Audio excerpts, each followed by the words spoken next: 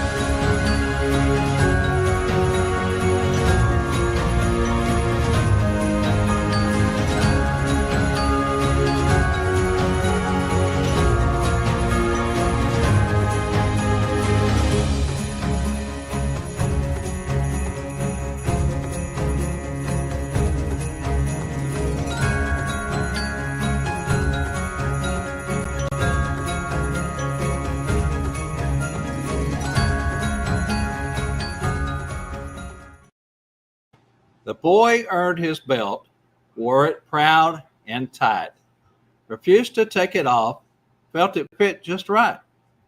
His loving wife, Jetta, said, "Get you a box before the final tick of life's winding clock." He looked back on the days, eyes a bit misty, remembered kind tears from notes so twisty. Messages poured in from that video reel, from friends and peers with heartfelt zeal. "Congrats, dear Spangle, your rise is supreme. We once saw a clown, now you're living the dream. Turns out you're royalty, wearing a crown, a king in the spotlight, shaking the town.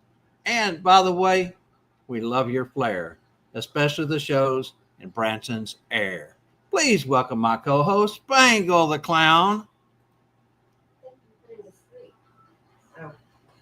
Oh, wait, you're muted.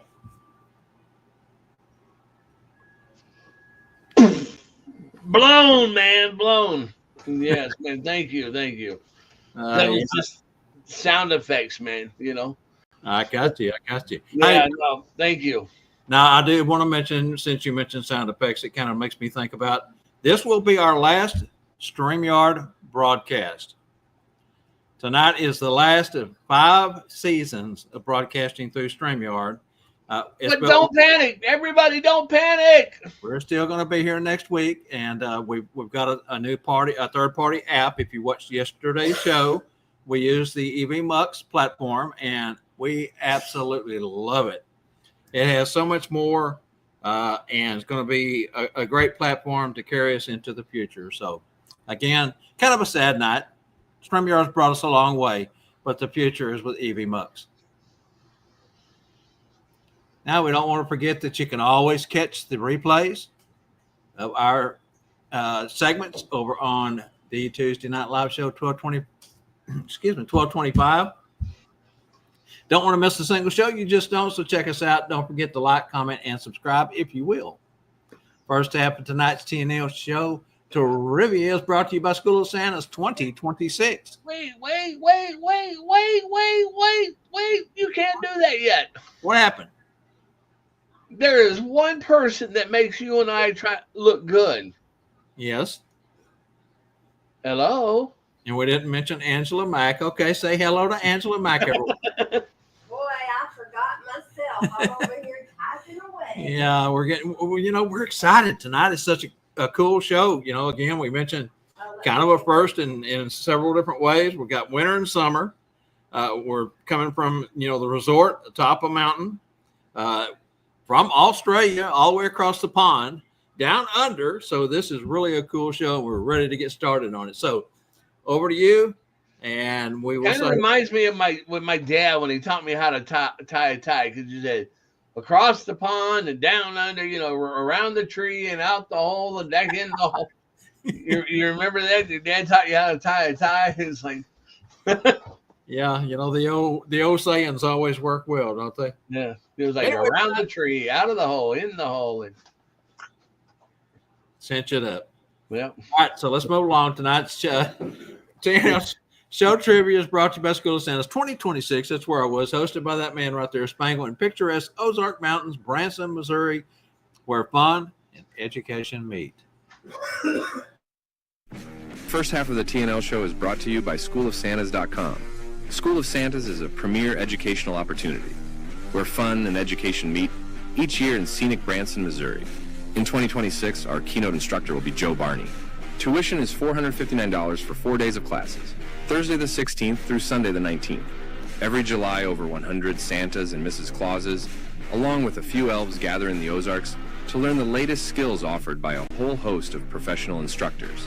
Education by day with fun and entertainment by night. Meals and in-house entertainment, as well as 2 Branson theater shows, are included. For more, or to secure your place at School of Santas, contact Tanya Lay at 800-432-4202 or email her at bransonticket.com. Remember, and contact Tanya Lay at 800-432-4202 before it's all sold out. Now back to the show and our out-of-this-world crazies, Bob, Spangle, and everyone's favorite producer, Angela Mack. Our AI...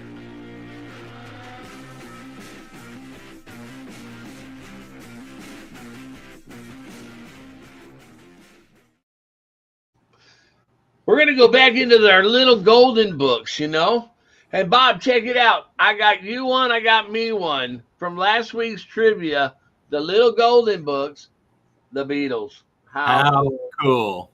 Yeah. Very cool. So anyways, one for you, one for me. Non-autographed. Non-autographed. Well, shucks. Can't have everything, I guess. Right. Anyways, okay. Tonight's trivia, School of Santas, you're going to, but also North Pole Cornerstones.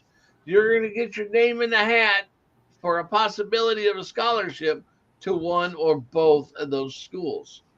So anyways, let's go back to the little golden books. In blank, McDonald's released a set of 5 little golden books in their Happy Meals. We need the year and all 5 names of the books. Now, when I lived up in Wisconsin, okay, this just because of McDonald's, there is a horse stables, very, very old man, okay? And he started working those horse stables when he was about 6 years old. He got 5 cents a wheel for cleaning carriages off when they came in, okay? Now this guy was a very old man, but he had this little restaurant thing back there in the back of the thing. And it was cool because you can go in there and say, okay, I want breakfast. You didn't get to tell me what you wanted. He just cooked it up. You got eggs and everything. And got it on a paper plate, one of them little white paper plates, and that's what you ate. But he makes some of the best shakes. And he got that shake machine he bought from Ray Kroc before Ray Kroc owned McDonald's, and he sold shake machine drink mixers. Yeah. And he bought that shake machine from that old man, or from that old man bought that drink machine when he was a lot younger from Ray Kroc. But anyways, that's a whole other story. It's a shame. It's a shame that those machines are always broke when you go through the drive-through. Yeah, at McDonald's, huh? Well, anyways, in blank McDonald's released a set of 5 little golden books in their Happy Meals. Need the year and all 5 names of those books. You know, I worked at McDonald's at one time.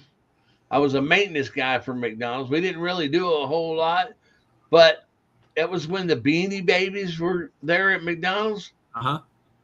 And oh my God, the security involved in those Beanie Babies and us being maintenance, we had to watch over them.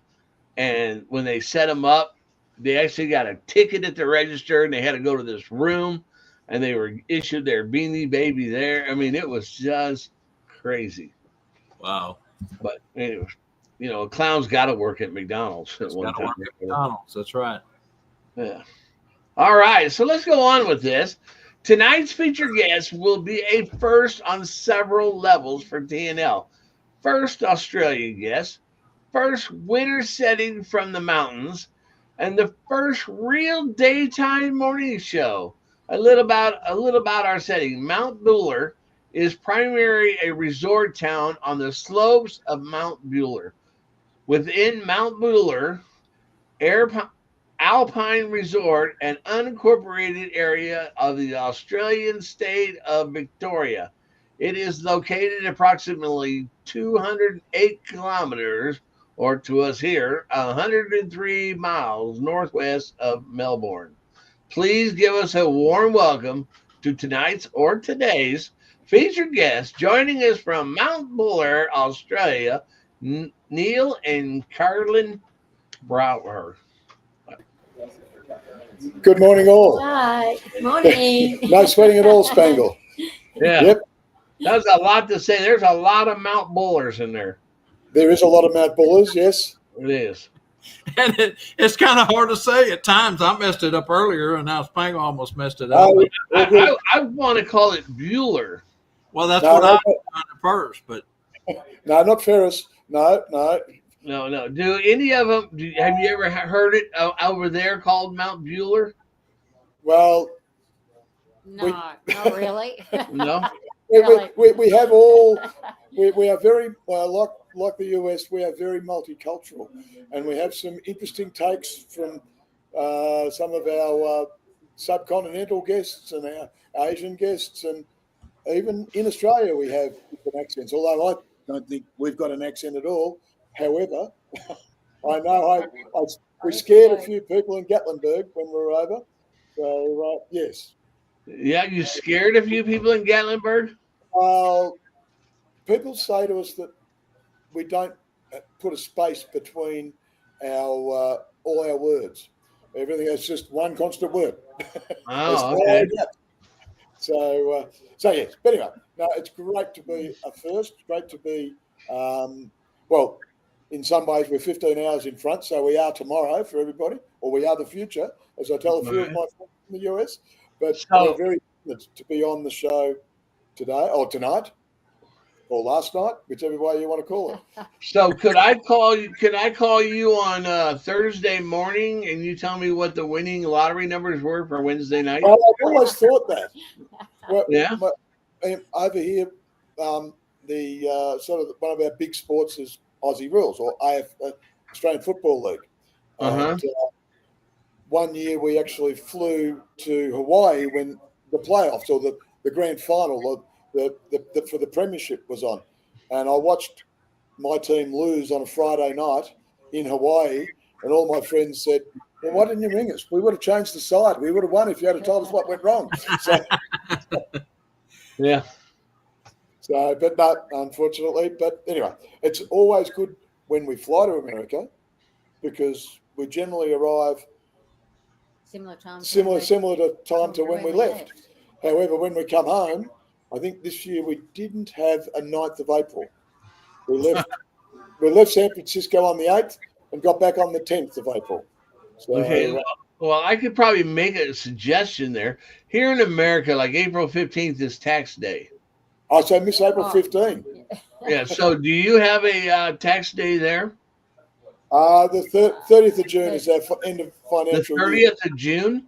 Yes. So have you ever thought about coming to America and then just flying back when you missed the 30th of June? they will still find you. Oh, they'll still find you. Okay. Yeah, our Of course, tax matters for your inland revenue will still See if find we us. can see if we can help work this system for you. You know. There's, and Spangle, you are the man. If there's going to be an angle, you will find it. Yes, sir.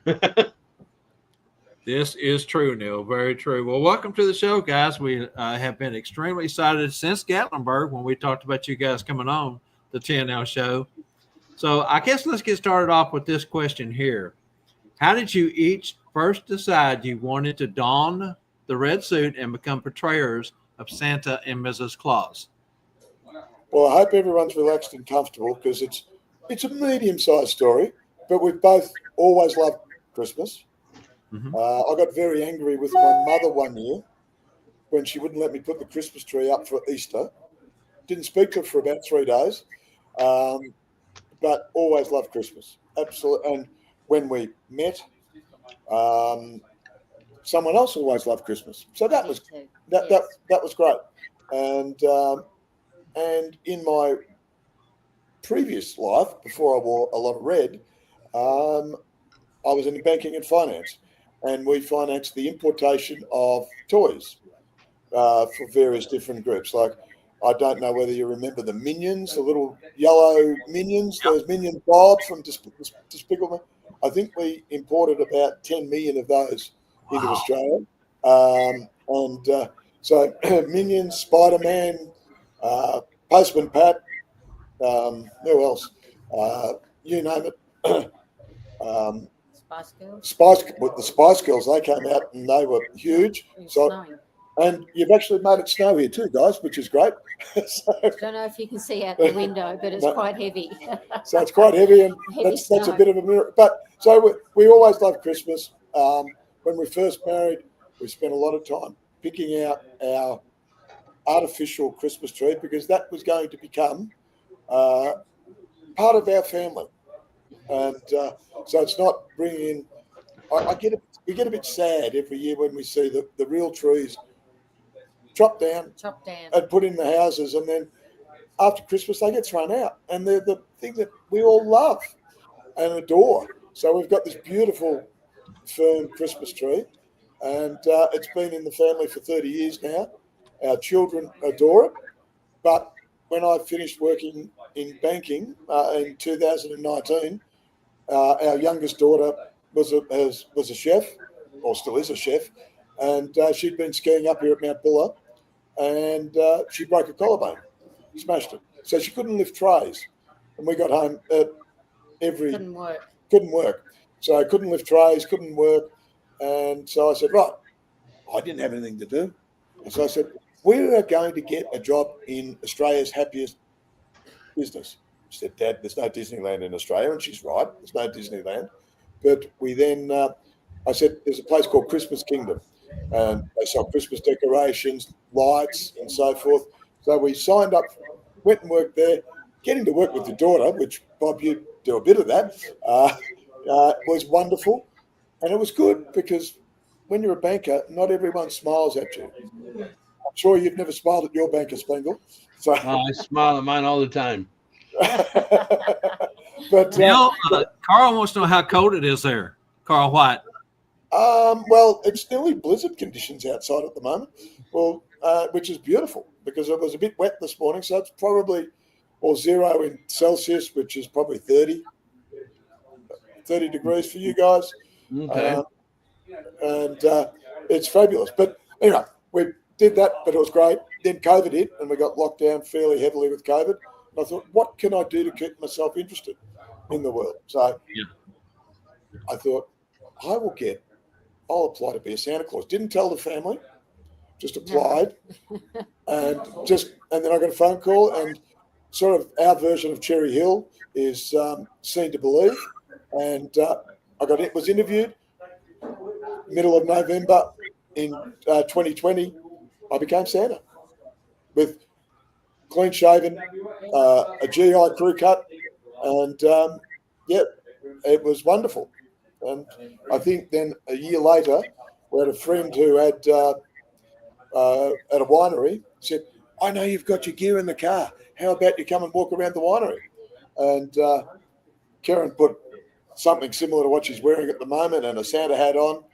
And these two young guys were there, and they said, "Hey, Santa, can we have a photo?" And I said, "Sure." And they said, "No, can you take the photo of us and Mrs. Claus?" So, hang on. All of a sudden, Mrs. Claus was created. Claus. So, and we haven't looked back since, and we just adore it. Have a lot of fun. I'll tell you a fun fact about those Minions here in the United States. Okay, when they had the movies too. Okay, and you've seen what the Minions look like. Yes. Have you seen what a Twinkie looks like? Yes. They're very similar. Mm-hmm. Yes.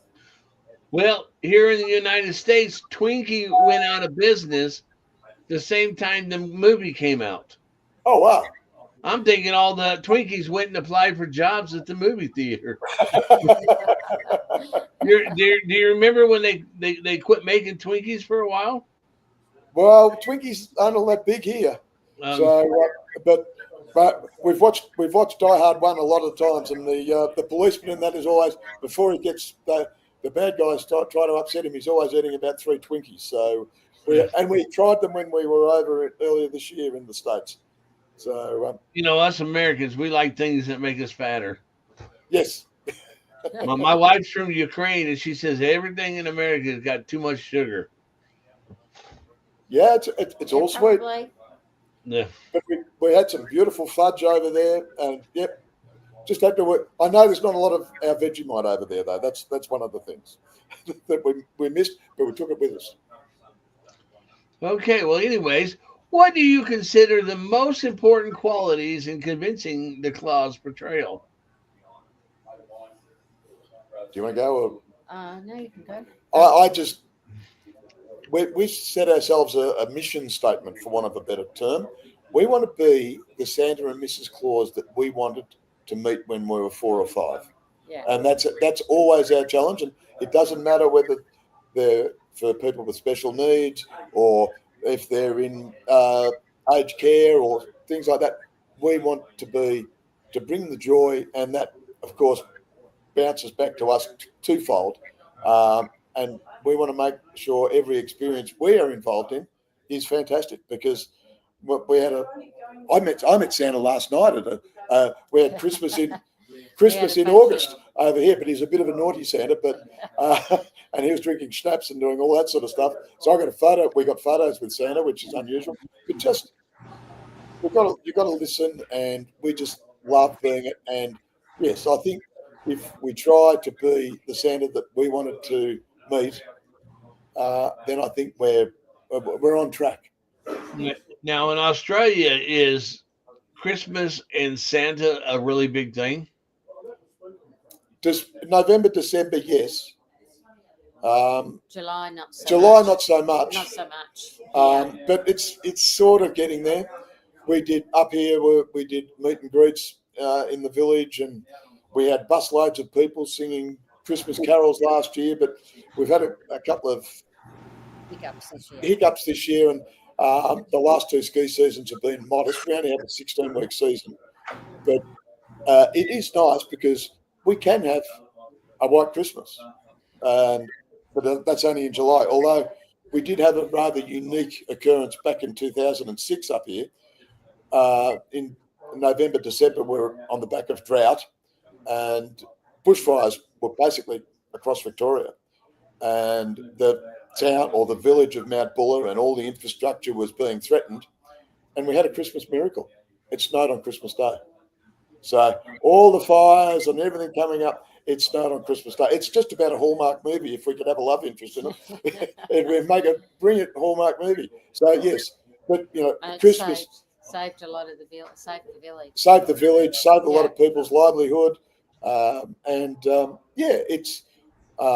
But generally, we're 80 to 100 degrees on Christmas Day here, so can be pretty hot. But in the high country, like everywhere in the high country, the weather can change so quickly. So your summer is our winter. 100% correct. I've got a cooling vest, and actually at Gatlinburg, we're looking at the cooling vests. at in the vendor area, and we met Joe Murphy, Santa Joe, who's the White House Santa. And that was probably the biggest mistake, because I think we had dinner with him for the next 4 nights, and I had to be separated from him by Keryn. He's that guy when you went to school you weren't allowed to sit next to. That's Joe and myself, I think.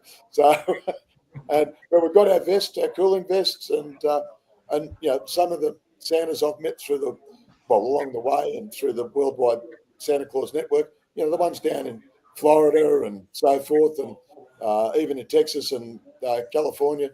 The temperature can be similar. We're probably a bit warmer for Christmas than they are, but just Now, see, when I was going through school, I never had that problem that there was that person that I couldn't sit next to. But everybody had that problem with me. Yeah, 100%. Yeah, they were. No, don't sit over there by him. You'll be doing something you don't want to be doing. True story. I'll tell you what, Neil and Keryn, we got a series of videos that a few that you submitted and a couple that we put together. I want to play one that we put together from some photos that you sent us real quick, and we'll come right back on the other side and continue. Look forward to it.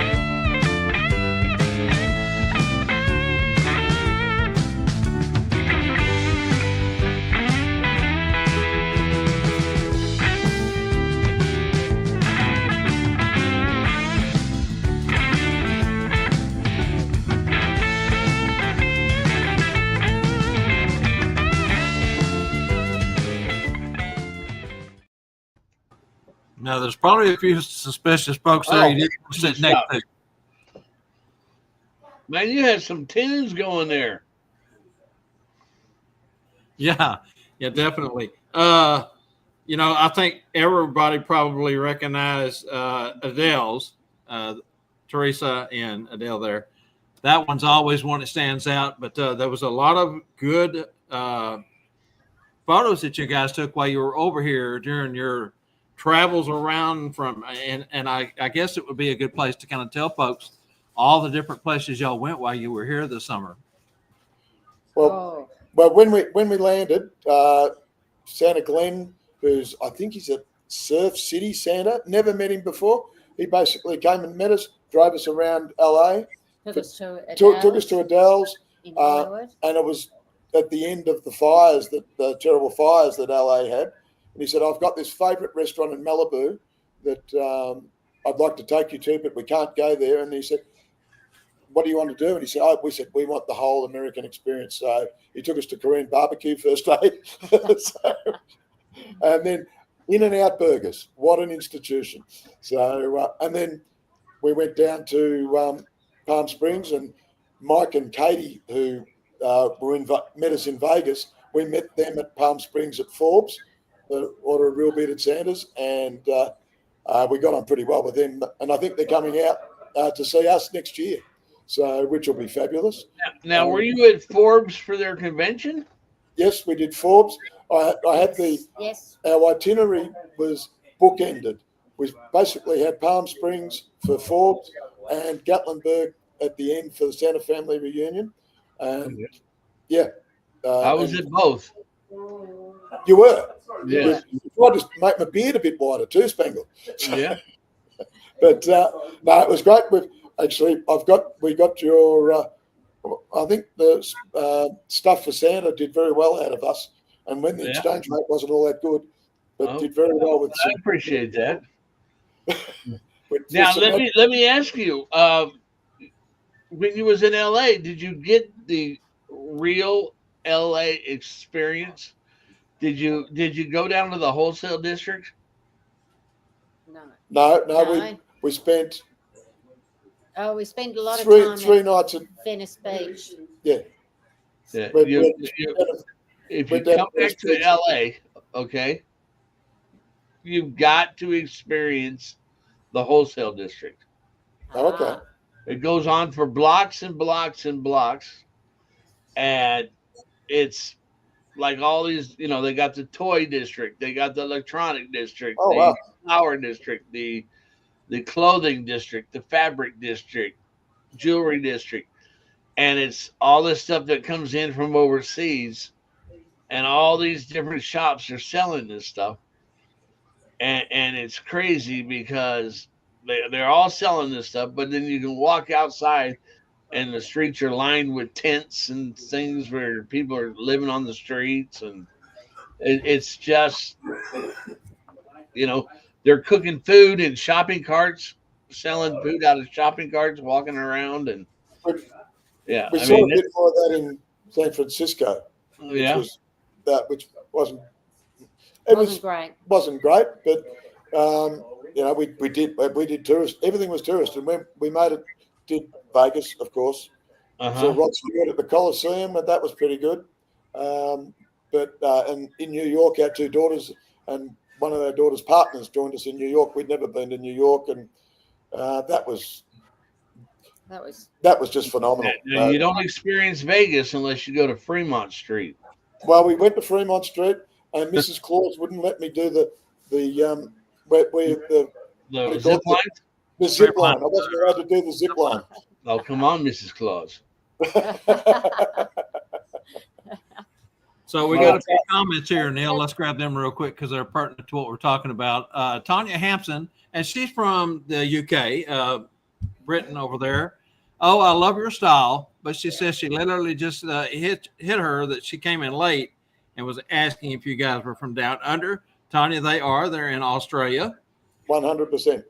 And Kane Smith says, awesome photo reel. I don't know if you guys had the opportunity to meet Kane and his wife at Gatlinburg. They were there hanging around the TNL booth. And Sleigh Bells mowing over on YouTube says, great pictures. Thank you. Now then, let's go ahead and jump on our next question here. When you're working as a Claus couple, everyone has to have a backstory, of course. And a lot of folks make up their backstory, and a lot of folks use their real life experience, how they met, and things that are easy to remember as their backstory. Which category do y'all fall under? Is it fictional or is it based off your real life? It's probably a little bit of both. Yes. A little bit of both, but mainly how we got started. Yes. But if someone asks, I always diffuse it a little bit. I say, I actually Googled myself this morning, and I'm 1,754 years old. And Mrs. Claus and I have been married for 400 years. But the part that I don't understand about it is she's still only 21. How does that work? And then what do you say after that? The Christmas miracle. Oh yeah, the Christmas miracle. And then we sort of diffuse it and we make it. It's got to be about who we're there with, and how we. But making sure that we hear their story, their wish list, So that's what makes it the fun. But so we don't sort of, there's I know I've done lots of stuff again through the Ed Taylor's Worldwide Santa Claus Network about the history and is Santa 200 years old, or is he 754 years old, or is he just the Coca-Cola Santa? So, so we try and make it about the people we're meeting with and their Christmas experience and their Christmas wishes, because then, well, they're the one who wants us. They're the people who want us. Well, you know, Santa Doug does want to know where's the photo of you riding the kangaroo. Well, well, I've got a couple of books here. An Aussie Night Before Christmas. How close can we get that? There you go. Right, of course, it's at the front. Anyway, I apologise for that. Or we've got. You're better than with. I've only got one good hand. A very wombat Christmas. Yeah, unfortunately, Neil had a spill at Rhymes. And has an issue with his right hand there, so in arm actually. But I ring the bell with my left, so I'm okay. We're gonna run these two questions kind of together because I think for real we answered the first one already, but I'll throw it out there in case you got something you want to add to it. But I'll throw the second question in there with it. What is the atmosphere like during Christmas in July at Mount Buller? And also, do Australian Christmas traditions differ from those in America? And is your portrayal as a Claus character the same? Do you want to go? Well, there's one thing is Christmas in July. We do have the snow up here, which is a little bit different for us, a little bit different for a lot of people. A lot of people are a little bit surprised to see Santa in July and then realise that it is Christmas in July, because it's not as big as here as it is in the States, but it's getting a little bit bigger each year, which is kind of nice. So, yeah. Well, you know, Christmas in July is really a retail holiday. Yeah. Oh, okay. Well, so for us, our holidays, our main holidays are at Christmas time. So that in summer. So we have Christmas and then we tend to have, the school holidays. That's the kids' big school holidays because for us it's summer, so they can go to the beach. Right. Now, you know, it seems to me that Christmas Christmas in July over there would be an easier sale than Christmas in July here because of the winter. Yeah. Yeah, going back to my previous life with toys, there was always more toys sold September, October, November than there was in the middle of the year. Now, there's people come skiing and they may go north up to Queensland where it's a bit warmer, but during school holidays. But it's only 2 weeks during the winter that the kids have time off school. So and they have 6 to 8 weeks off around Christmas. So and that's where it's different, bigger than big. So, but the traditions, Keryn's family, their Christmas meal is as traditional as you can get. You guys are having the kids are out of school and stuff for the season. Yes. During the Christmas time for you, right? Yes. 100%. Yes. Right. Okay. But on Christmas Day, it's the roast turkey, it's the ham, I only eat it. Mrs. Claus cooks it. No, the seafood, and we always a family tradition that's been carried on through the family is we still put money in the Christmas pudding. I usually make them end of November, beginning of December. They all hang in the garage, and we have a lot of fun on Christmas Day, eating a lot of Christmas pudding because the more you eat, the more money you get out of the pudding. Yeah. Now, I've never done that. Now, is it just inside the thing and you scoop it up and you get? No, it's actually cooked in the pudding.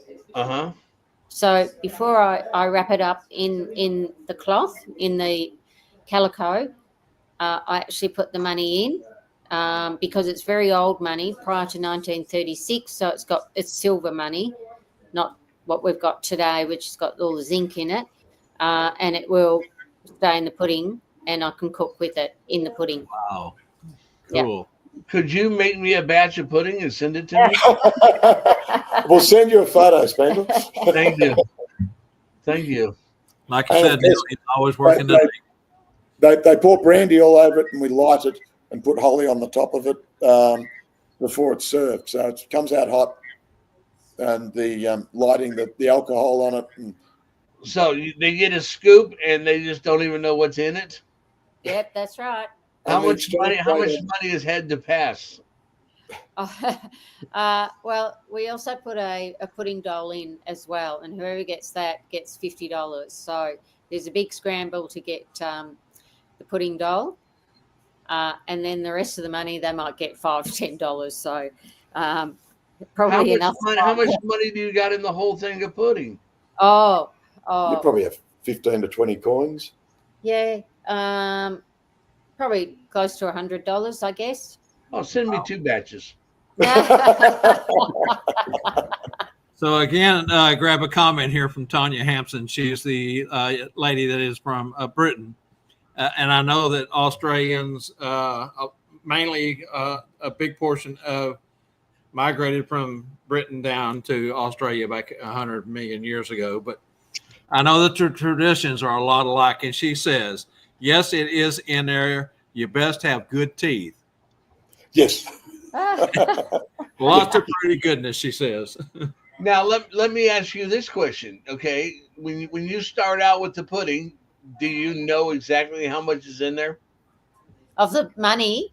Yes. Yes, because I have to have the exchange money. Does So it always all get found, or some like, oops, somebody missed it? No, generally I don't put little bits, little coins. Like what's your smallest one? Or a dime. The dime. Yeah. I don't put those in; they're too small. Good. Just keep the big ones in there for me. Yeah. Okay. Yeah, you're on, Spangler. Exactly. So Wow, very interesting. someone had asked about how much snow you guys had. We did a video call a couple of days ago to make sure we were going to have a good connection and stuff for tonight. And they were actually sitting in front of a different window at the time, but the sunlight was coming through and it was messing the camera up. So they had to reposition over by the fireplace, but it's pretty deep out there. And if you was able to catch the first video reel that we played, there was some photos from the front of the resort there, the lodge that you're sitting at. And it's pretty deep at times. So did you tell me that you usually have around 3 feet this time of year? Yeah, it depends on the season, but yes, we can have well, we call it a meter, 3 feet, Yeah. close enough. But What do you got on the ground now? I think we've probably got we're in the natural areas. We've probably got about half a meter.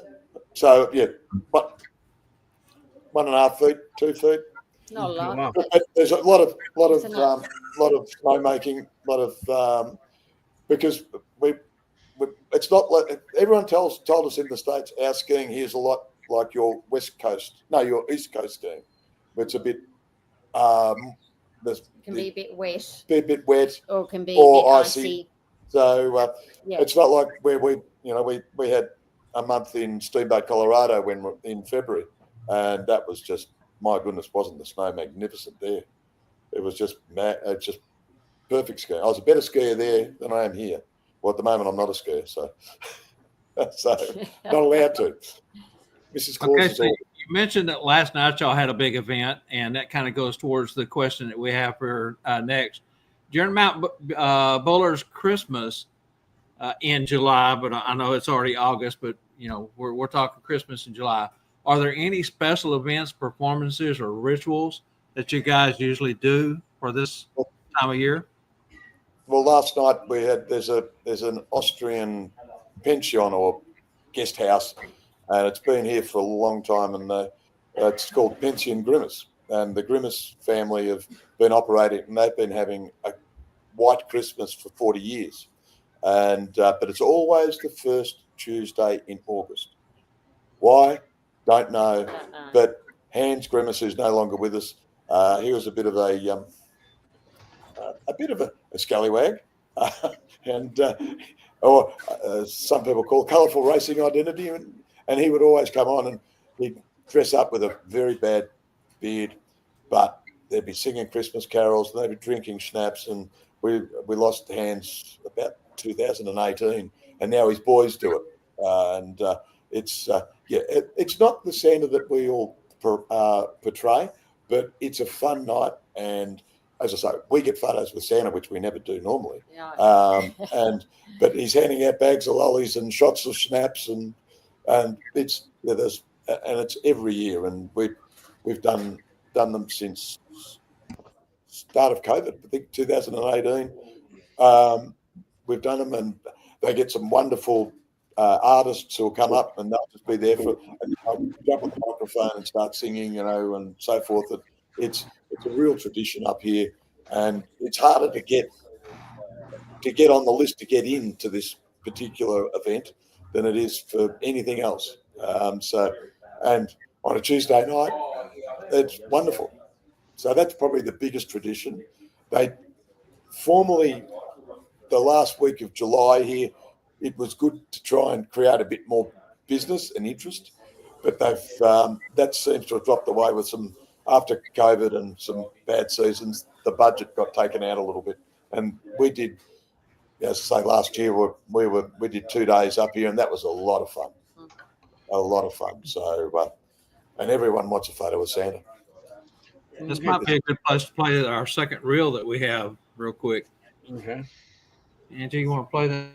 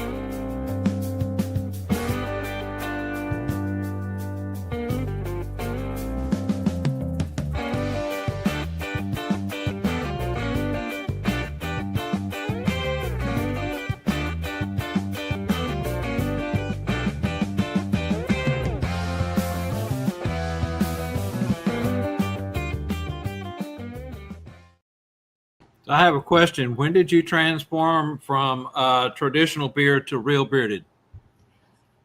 Again, it was 2 years ago. Yeah. It was 2 years ago, and again after one of the Worldwide Network's sessions, they had a photographer on, and the lady said, "How do you get the best photos?" And being able to see teeth, being able to see lips, and also when you do visits, you can eat cookies. And again, it's just sort of happened, and I'm not sure it's coming off anymore. So the beard is staying. And at Gatlinburg, there was the guys who, again, in the vendor thing, the beard trim guys. And my father taught me how to shave. He didn't teach me how to grow a beard. So trying to get it right, and when it stops and when's the right is, it's different. It's a learning phase. So Yeah, either way, it's a lot of work. It doesn't matter, which direction you go. There's still work involved with it for sure.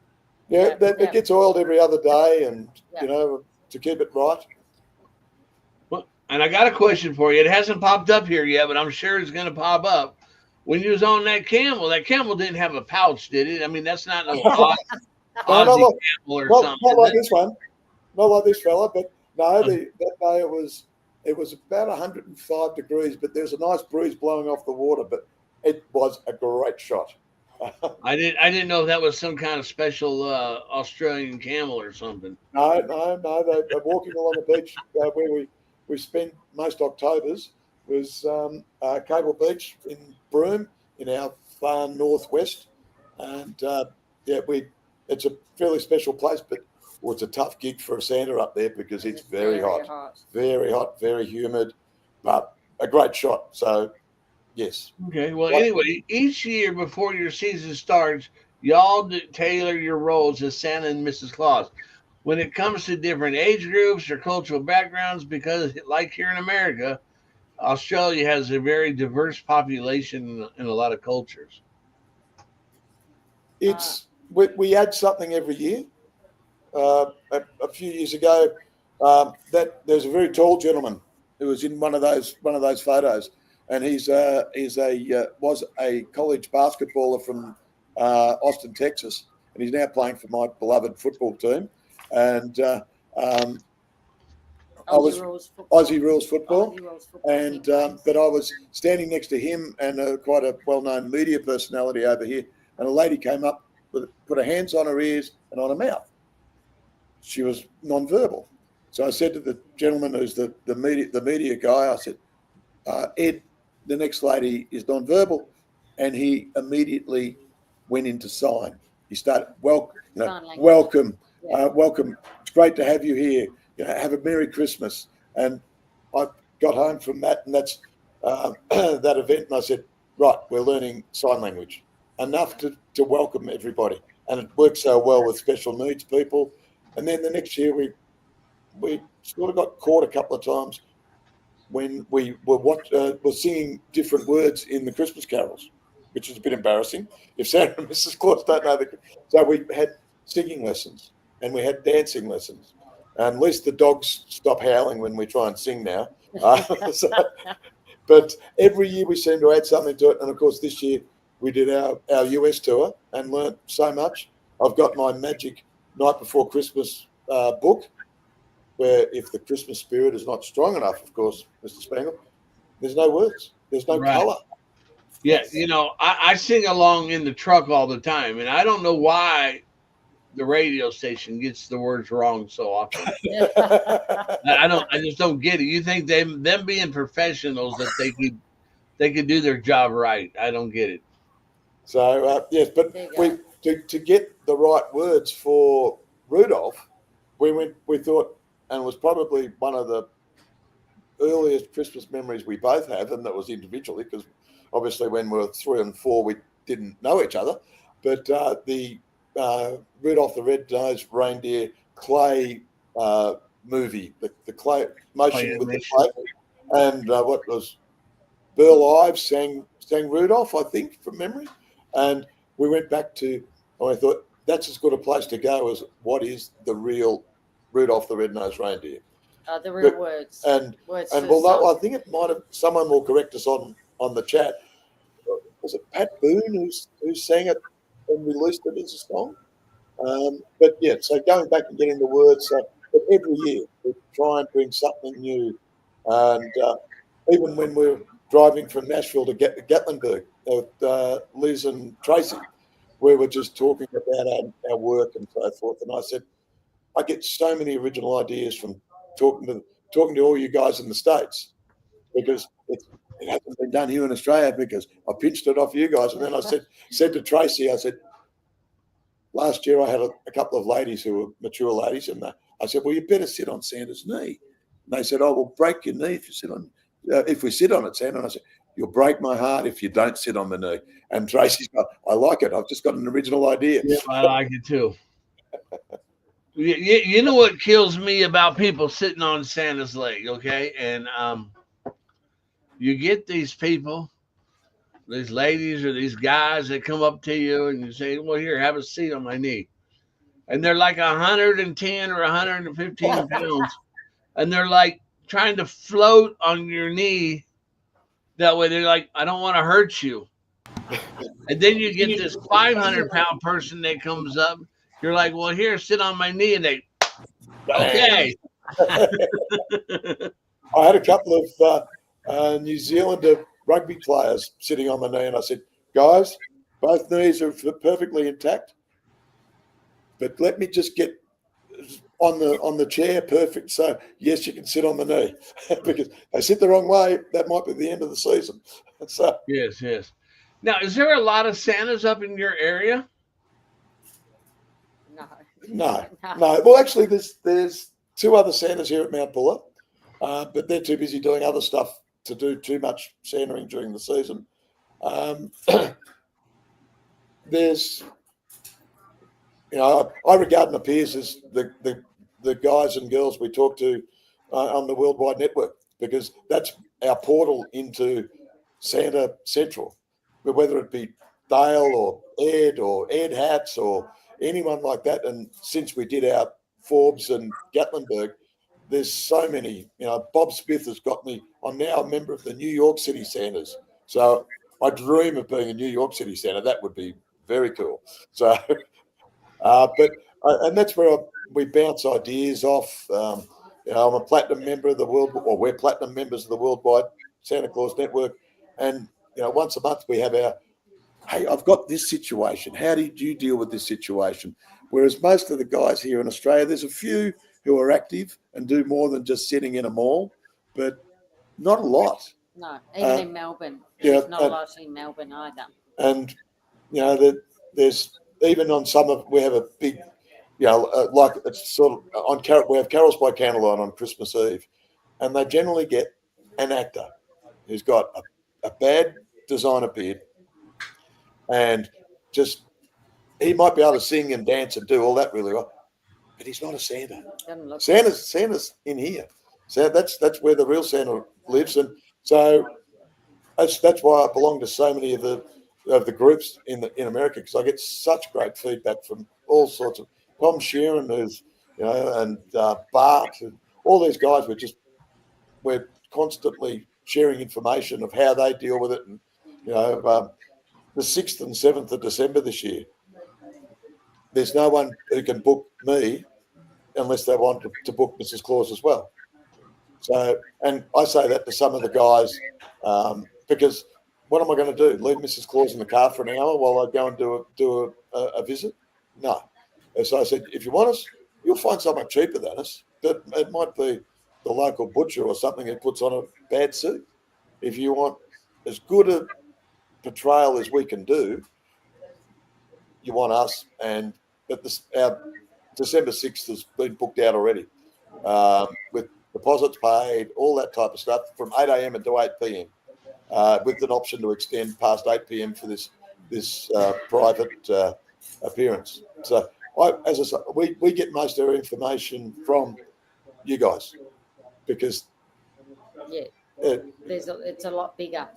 People tell me I'm a bit of a unicorn over here. There are other very, very good Santas, but there's not as many who are actively out there and with web pages and so forth. Why do you say unicorn?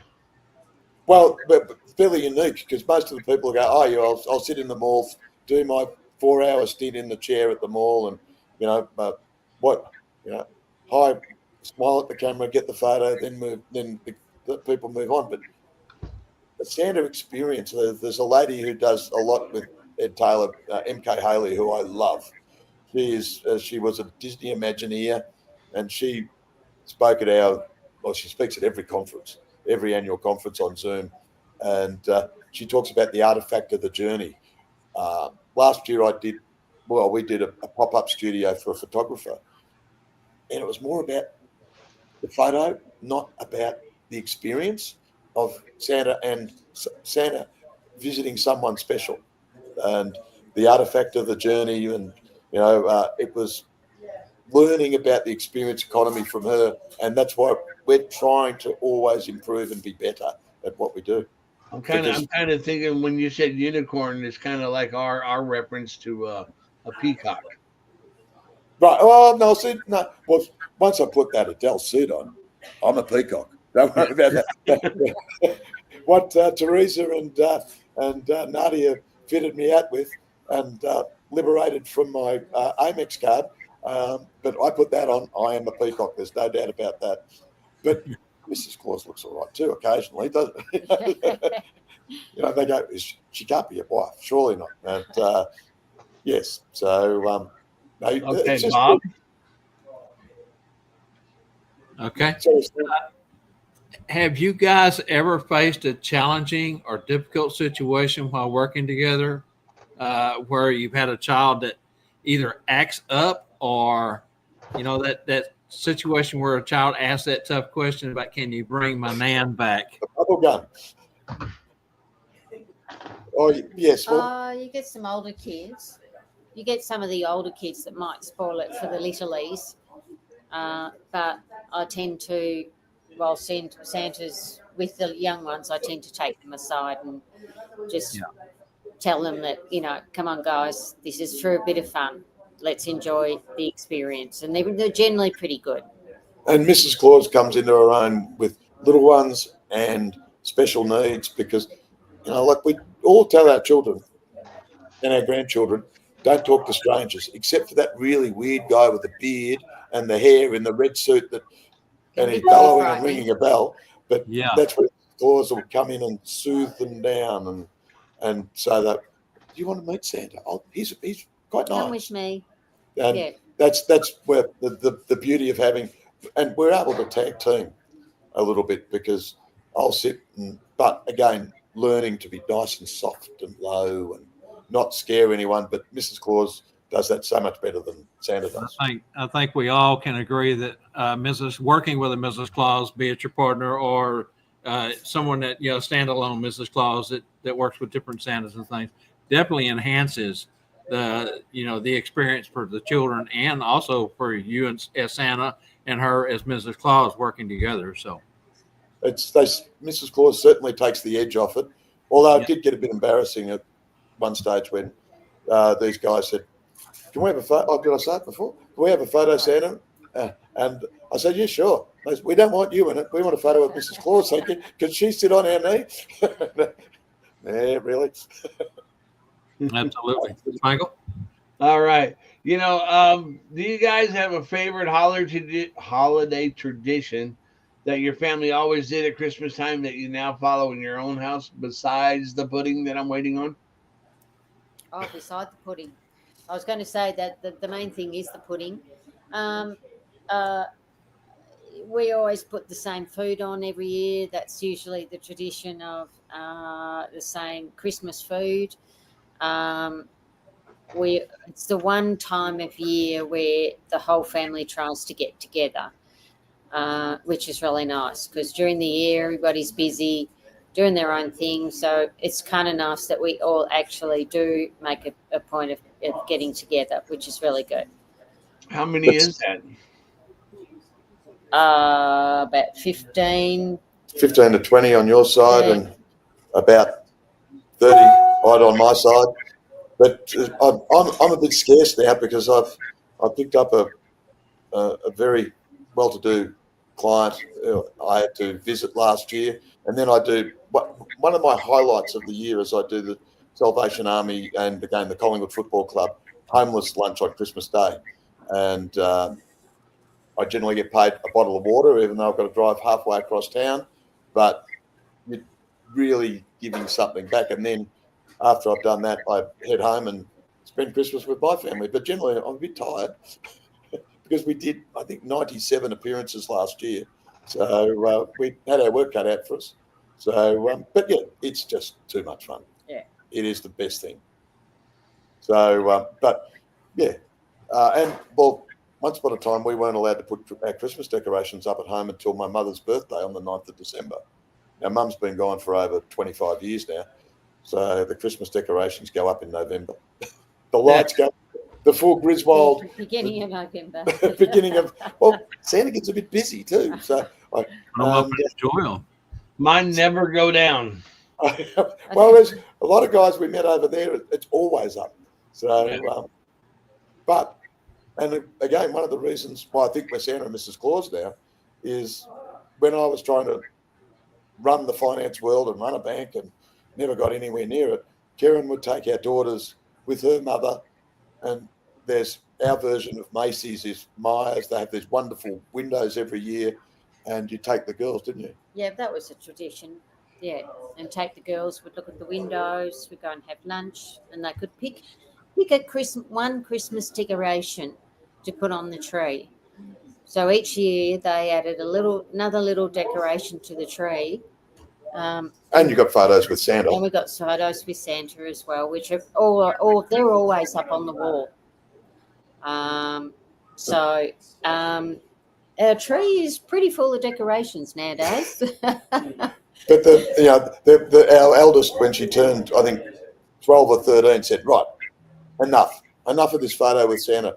And then when she turned 16, she was sort of, "Can't we go back to getting photos with Santa again?" So, and her nickname during November and December for the National Lampoon's Christmas Vacation fans out there is Rusty, because she's my Rusty when I'm doing my Clark Griswold climbing up ladders and trying not to fall down and putting lights up and why don't we do this? Why don't we do that? And so yeah, they love it just as much as we do. All right, Spangle, we kind of covered my next question there, so why don't we skip it and go on to the next one? Yeah. Do you guys have a favorite visit or interaction, or where you had an impact on a family? Probably when you visited the children that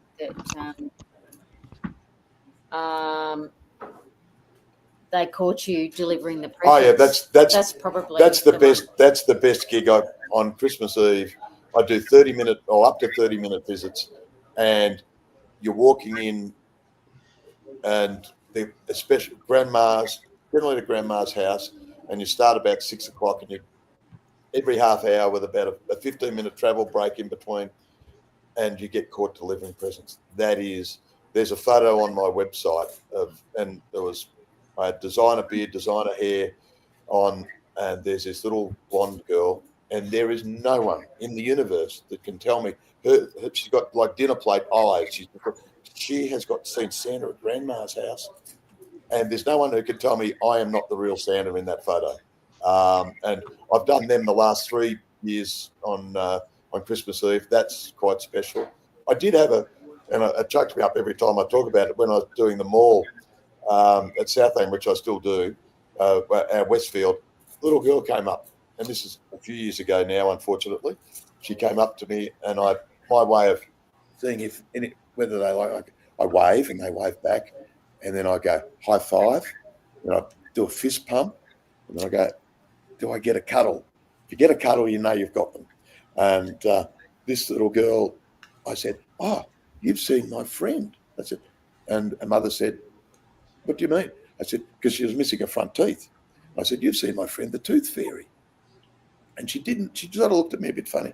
It turns out this little girl had escaped from Ukraine, from the war, with her mother 3 weeks earlier. Her brothers and her father were still in Ukraine, and I've gone, "Oh, you need extra hugs," because of what was going on. And then blow me down, she kept walking past and waving, and I'd wave back to her, but then she came up and bought me a Chupa Chup to say thank you, because I'd been so nice to her. And what this little girl had been through, and she wanted something small. And I think we've still got the Chupa Chup at home. It mightn't be all that special. And that one probably knocked me around more than the little girl. What's a Chupa Chup? Yeah. So, sorry? What is a Chupa Chup? I remember Telly Savalas used to always have a lollipop on a stick in his mouth. That's the brand here. I don't know what they're called in the States. Dum Dums. Dum Dums, are they? Right. Well, that's what she gave me, and I just, wow. Yeah, they're Dum Dums here. Yeah, and that was. Look, I'm even tearing up just thinking about it now. because that little girl, what she'd seen and what she'd been through, and she wanted to give Santa a present because Santa had been nice to her, and just one of those things. But that first visit I did on Christmas Eve, I had to design a beard, and that was the telling thing. I was trying to eat a mince pie or a cookie when I had to design a beard on, and it just wasn't working. It was all going down my beard. So now I can, with the real beard, I can eat, I can drink, I can do whatever. Doing it through a straw is a lot easier, but so yes. Oh, what's he got? That's a fun size bag, Angie. Yes. There's another time when Mrs. Claus upstaged me at a visit, when the ladies all wanted to. Oh, yes, all the ladies wanted a photo again with me and not Santa. I had to take the photo. It was all the school mums, and they all got together for Christmas lunch, and I think they wanted me more so than Santa that day. That's right. And then I had a little glass of champagne with them all. Yes, and it was a lot of fun afternoon. Well, that's at Gatlinburg. Ed threw a question at me when he was up doing one of his presentations, and he said, "So, Neil, in Australia, everyone likes beer." And yes, we do like beer in Australia. He said, "What happens when someone wants to have a beer with Santa?" And I always go, "Well, Santa's strictly a milk and cookies man. So any flavoured milk I'll have." But I said, Mrs. Claus on a balmy night in February at the North Pole has been known to have a glass of champagne or bubbles. And so we've actually added that into when we have a group of younger mums, well, you can have a glass of champagne with Mrs. Claus, and they all think that's fabulous. So we've turned one that I sort of went, wow, into, and I don't think I stole it off anyone in America, that idea. So you can have a glass of bubbles with Mrs. Claus, but Santa's always milk and cookies. All right, very good. So, do you guys have a favorite type of a visit? Schools, hospitals, assisted living, home visits, maybe the mall? Probably the child care centres. I'd say we have a lot of fun just to see the littlies and the look on their faces, the smile on their faces when they get photos with Santa. And, am I going to get a present? Oh, I'll just check if you're on the nice list. Oh, I think you are. So probably the child care centres are probably our favourite. But look, the aged care is great too. We haven't been brave enough to do the hospitals yet. No, I need a bit more. Need to be brave. Need some brave tablets for that one. I couldn't. Yeah, like the cancer wards, and some of the guys or you guys do that on a regular basis, and some of the stories that I've read about, and I'm not sure I'm ready for that. I'm not sure, but if someone asks me, that's what Santa does. Of course. And someone posted on one of the Facebook groups in the last 2 or 3 weeks.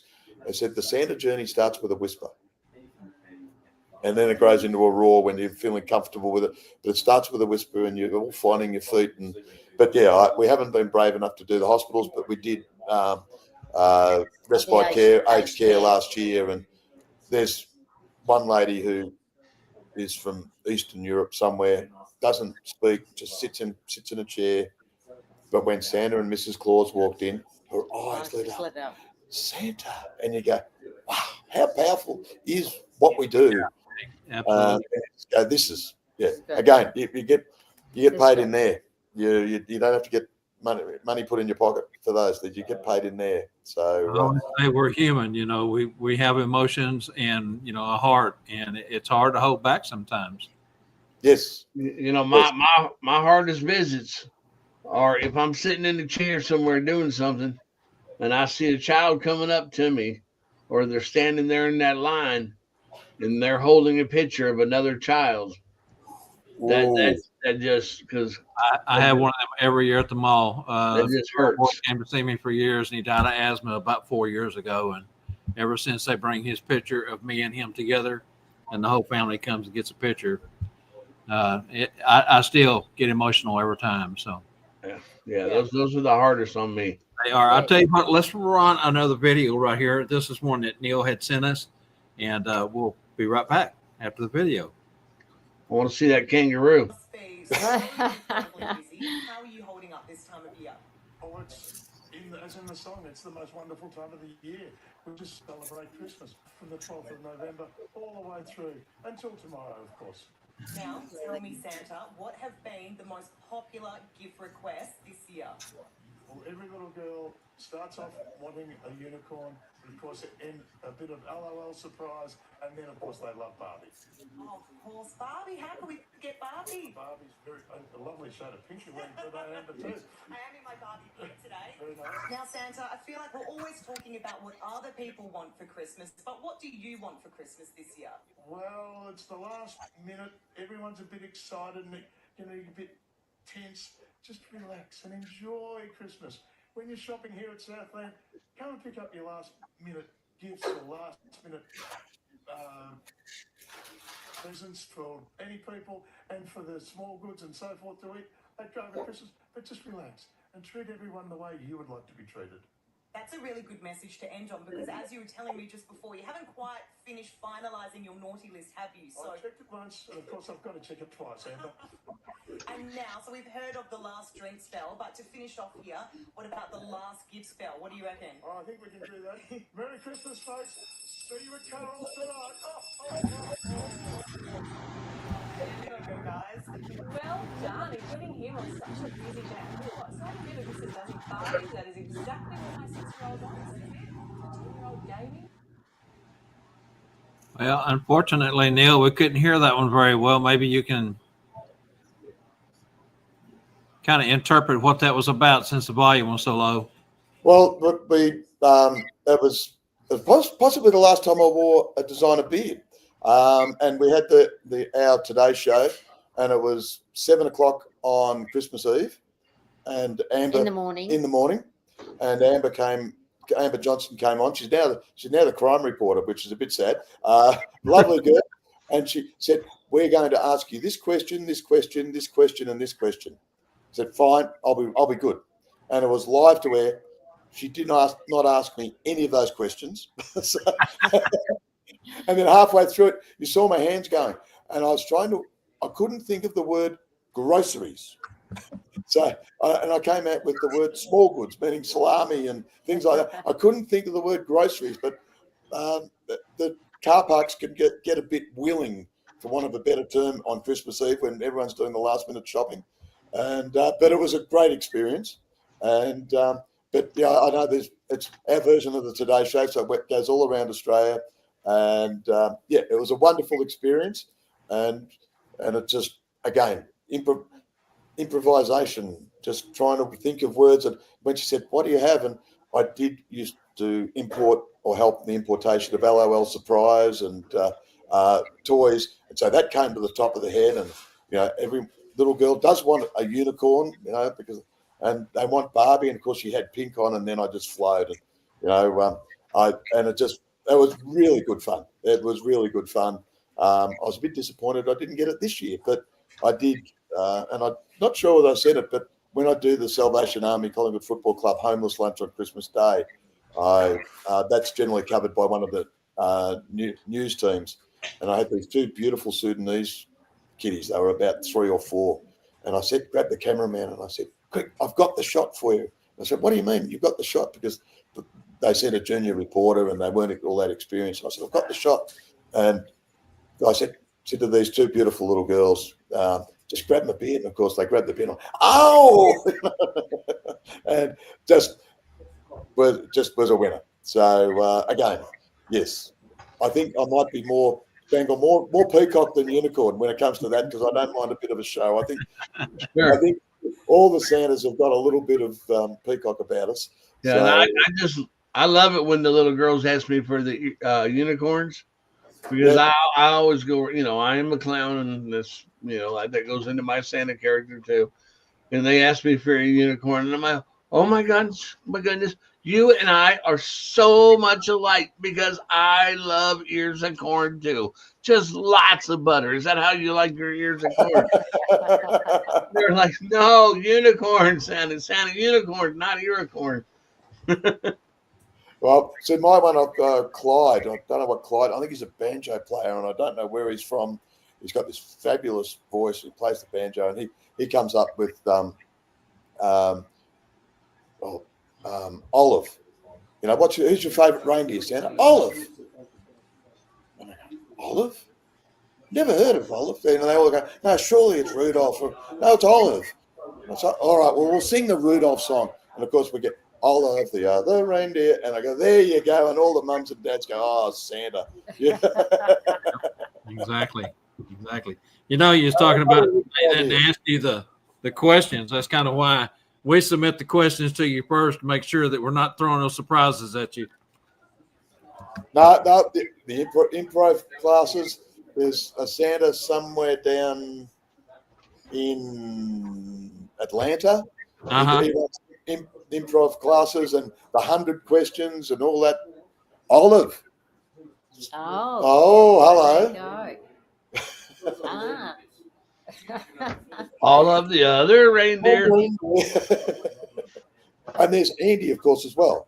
But they're sick of me by that. Olive I can get away with, but Andy. So, from the same thing. So, yes. But All right, Keryn, do you have a favorite Mrs. Claus moment or a memory that you would say that is that aha moment?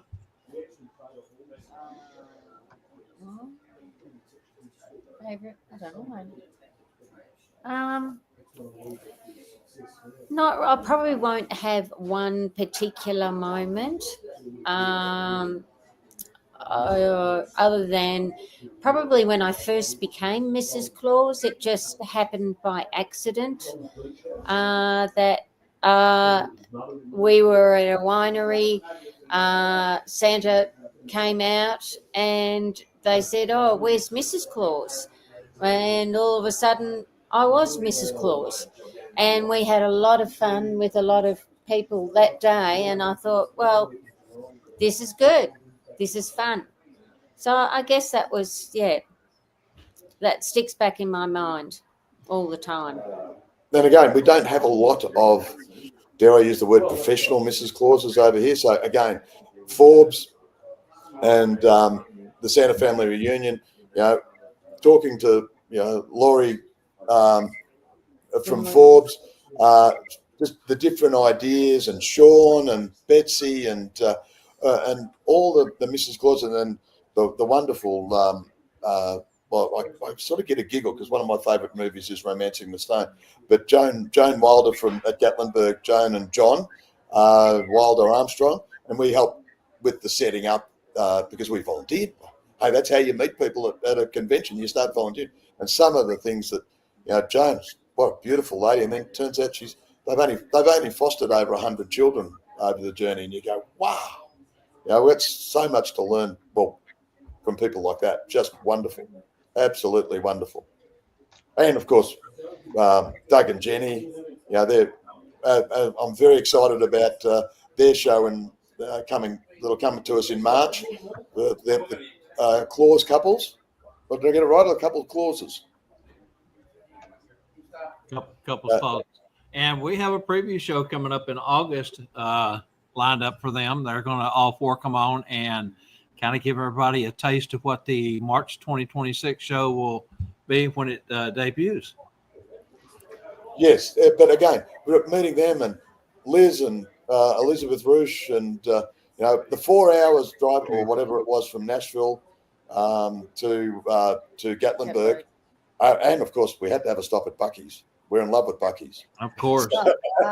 There's no Buc-ee's over here. And we stayed with some friends in Houston. And when we went down to Galveston for the day, and they said, we'll stop at Buc-ee's when we come back.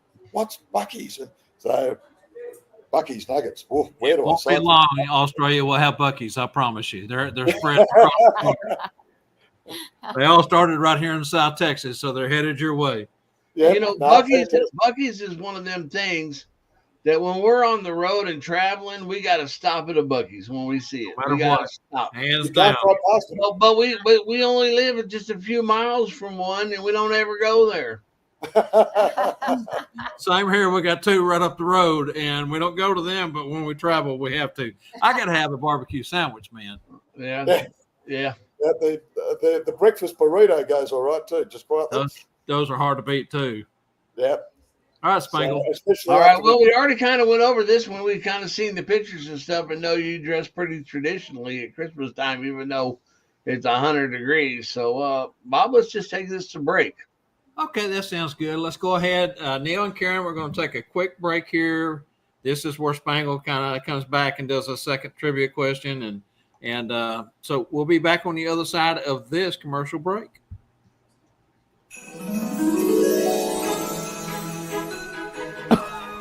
Hello there. Yes, of course, it's me, Santa Claus. Now, you may not believe this, but one of the questions I get asked the most is, well, not how do I do it all in one night? No, but where do I get all my things from? Yes, now, what am I talking about? Well, I'm talking about the finest things I have. My glorious gloves, all my knickknacks and trinkets and things. Yes, all the giveaways. Yes, for me to give to the children before the main event. Yes, if I see them in the streets, if they come and see me, I like to have something in my pocket I can treat them with. Yes, and there's one special place where I can find all these magical goods. And that is, of course, stuffforsanta.com. You should head there now and see what magical gifts you can find. Mrs. Claus, have you got my ice pad? Yes, log me on, I'm going to have a look. I shall see you there. Stuffforsanta.com. Merry Christmas.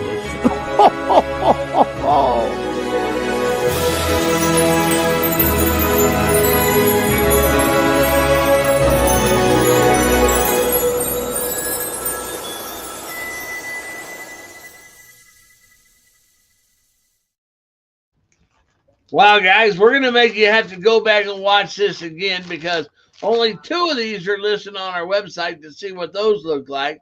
We got like 7 different ones here. So I'm just going to kind of show you. They are compression socks. They are large to extra large, but I'm telling you, they're pretty good for any size. I have people that weigh 400 plus pounds that wear these, and I have littler people wearing these. Anyways, we got some here that got some snowflakes and designs on them. We got some that got some snowmen and reindeer and poinsettias. We got some of the red and white typical striped ones. We got some that got reindeer thin and red and white stripes on them. Told you we got a bunch. We got some wiggly line candy cane type ones. Oh, there you go. Match it. And we have some red, white, and green ones. And we got some red snowflake ones. So we got a bunch of them. The winner of the trivia, you let me know which one you want, or I'll just send you one. But we're going to do these 2 for $25. No, we're going to do 2 for $20. And I'm going to give you free shipping too. So get you some. If you're sitting a lot at Christmas time, these really help keep your blood circulating. Extra shipping to Australia. Oh, boo. Boo. Hey, you Come know, on. now we're staying in the little Golden Book series, and we're going to talk about Hardee's here. But during the little break there, I just did a quick Google search. Did Burger King ever do the little Golden Books? And by golly, they sure did. But anyway, so in blank, Hardee's sold a set of 4 little Golden Books, which were pocket-sized versions of the little Golden Books in their children's meals.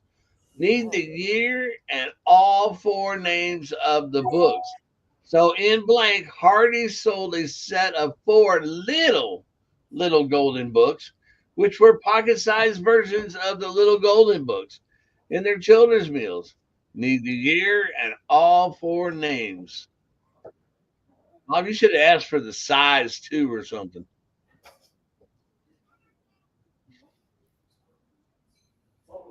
you're gone. Anyways, all right, Bob, let's go on with this. Oh, I was muted. I'm sorry. What I was going to say is Chick-fil-A also did a series of little golden books in their meals. You know, you were talking about Chick-fil-A earlier. Yes. All right, let's get back to our featured guest, Neil Bower. And I tell you what, let's go ahead and play. We got 2 more videos left. Let's go ahead and get one of those out of the way right here. For 10 News First. Oh, yes. They're not going to hear this either. It's not playing, Angie. Okay, let's restart it and see if it'll play. Scared with more than 600 people. We're seeing people here today that are homeless, people that are at risk of homelessness, but a lot of people here that are just lonely. And if they didn't have this event, they'd be on their own. It's wonderful. What would you be doing if this wasn't on? Just sitting around doing nothing. And it's no surprise who the guest of honour was. Luckily for those at the lunch, they were all on Santa's nice list. Georgia Simpson for 10 News First.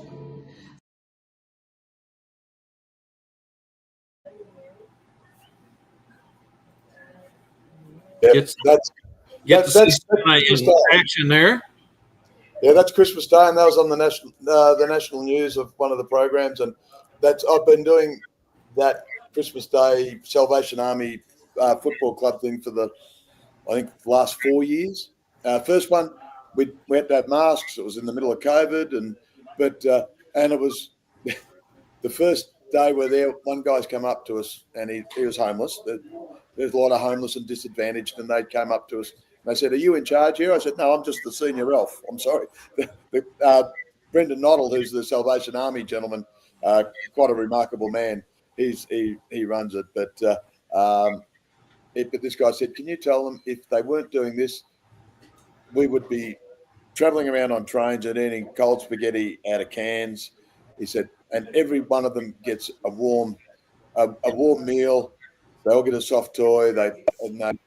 Generally they get 2 or 3. So if there's someone else that they want to give it to, they give it to." And we had one lady who came up and she spoke to the reporter on the first day, and she said, "Oh, this is the first time I've ever been on my own." And so she was living rough, but she was well dressed. And this reporter, blonde hair, beautiful set up, and she's gone, "Oh, what's your name?" And the name was Nancy or something. "Come with me, Nancy. Have you met Santa? And have a photo. Have you had something to eat?" And she was fantastic. This lady was obviously, it wasn't the best time of her life, but look, everyone's there to looking after. All the captains of industry go there on Christmas Day as well to help out, and it's all for nothing, all free, and they all get a meal. They all get. Some of them want to have a beer. It's all water, and it's just a really, again, you get it in here and you go, yeah, it's a good thing to do. And I should be at home with my family, but I think they respect what I do on that day. And so when we get that type of publicity, it's just wonderful. And that's the little Sudanese kids who are pulling the beard at the end, and the cameraman didn't have a clue. That's where sometimes us Sanders have got to give them a bit of a nudge. And so making onto that, it's possibly my highlight for the year. Yeah, and I think you need to tell that story just a little bit different, Neil. Why is that so? Because you said it's all for nothing, but I think it's all for something. It just don't cost them nothing. That costs them nothing. Yes. That's exactly right. But it's all for something. Yes. Oh, very good. You get a free bottle of water. Yeah, there you go. Hey, sometimes that's all it takes, Yes, but no, and even when I had this very wealthy family want me to do Christmas morning breakfast for them, I said, well, I've got to be at our old Olympic pool from 1956 when we had the Olympics in Melbourne in 1956. The setup is our old Olympic pool, and I said, I've got to be there at 11 a.m. You can have me whatever time you want. I can do I'm sleep on the couch so the grandchildren can come in and find me asleep on the couch, just closing my eyes or something like that. But I said, I've got to be there at 11, so I'm leaving you at 10.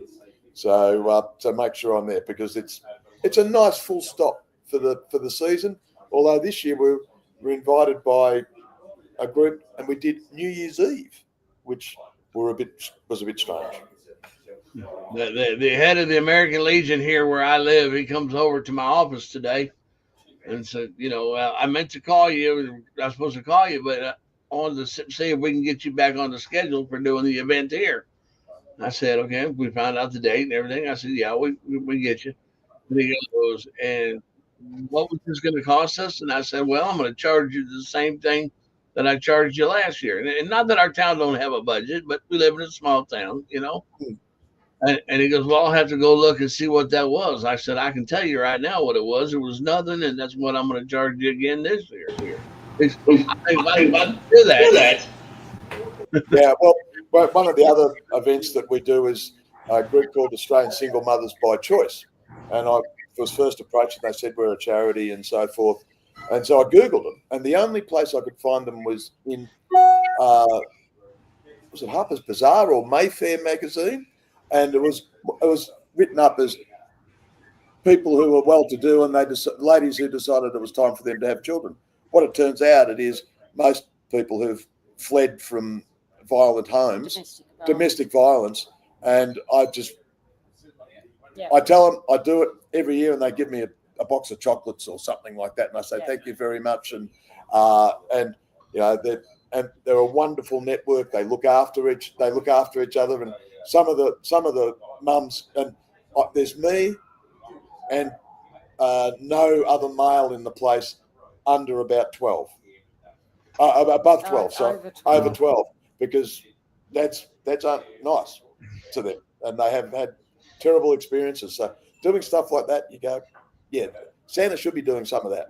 Okay, so our next question says, obviously Australia has different animals that we do in America, and do you incorporate the elements into Australia wildlife or landscape into your clause storytelling? If yes, give examples. So basically what we're trying to find out is how many kangaroo does it take to pull Santa's sleigh? Well, it's still 8, but it's not a sleigh. It's a ute or a pickup, a small pickup, as is shown on The Night Before Christmas, Aussie style.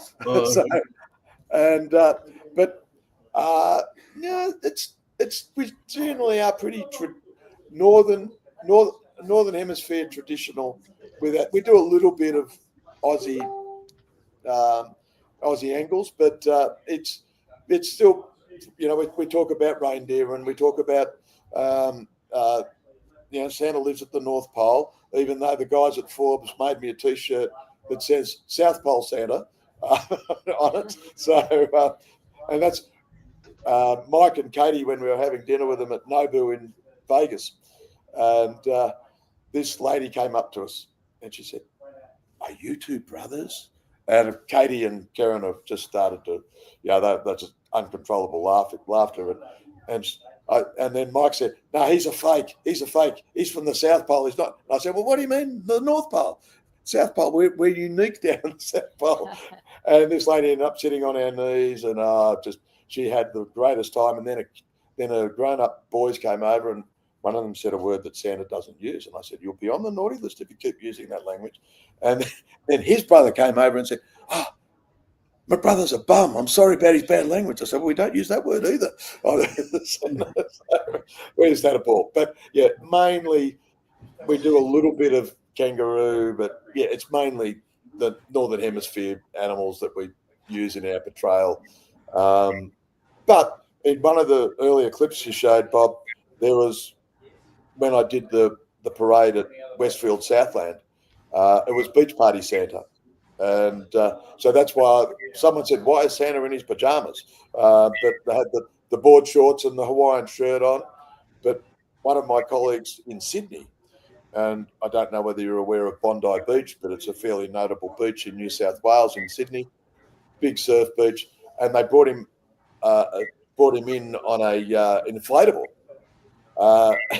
Trouble is, the waves were pretty big at the surf beach, and poor old Santa nearly drowned. So on his way to the parade, so I did a little bit of that. But our Port Phillip Bay is nice and calm when I go down there. So yes, but they had me with the surfboard and the board shorts and doing the summer Santa thing. But it's something I'm learning from seeing all the summer Santa work that you guys do.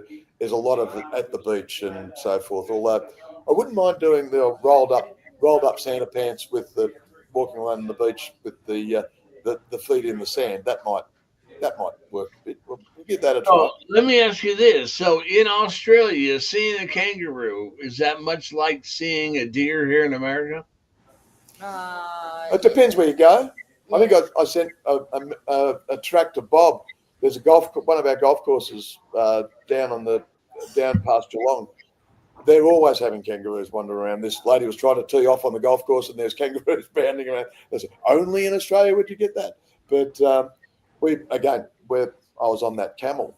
We were up in Broome, and we played golf up there. We played 9 holes of golf up there because it's so hot. You only play 9 holes. But there's wonderful frill-neck lizards and stuff you would have all seen with Steve Irwin when you were watching the Steve Irwin shows. Some wonderful wildlife, and you get wallabies, which are little kangaroos. We see a lot of wombats, kangaroos coming up here, and there's wild deer just coming up to the high country just about every time. Now, do the kangaroos run from you like what the deers would run from you here? Yeah, you spook them. They're a bit flighty, and you don't want to see them when you're driving at 60, 70 mile per hour. That can be a bit daunting. But yeah, they do tend to run away a bit, like most wild animals will run away from you. Except these guys, the wombat, they don't generally travel on skis, but the wombat, they take their time and whatever they want to do. They're very slow, and they unfortunately wander across the road a little bit too much. So well, I was on a TNL broadcast one time, and Bob can vouch for this, and you can go back and watch it. I am sitting there doing a live thing from the campground, and the deer are running around behind me, and I mean, I got video of them trying to get in my lap and everything. They're like, Spangle, is that deer behind you? Oh, what would you expect from Santa? Well, exactly right. Good answer. Good answer. Yeah, that was pretty crazy. That was a crazy one. He did a live video with me and says, "Look at this. Can you believe this?" No, I don't believe that. Well, we saw moose up in Steamboat, and I did ask a lot of people, "What happens if you have more than one moose? Is it mooses or mises?" Moose. What's the plural of moose? And no one could tell me. So, Keryn, I got a question for you. What is your favorite Aussie Christmas sweet treat? Pudding. Yeah, it has to be the pudding. Has to be the Christmas pudding with the money in it. Have to stick to the pudding. Very good. I'm going to write down my address and hold it up to the screen.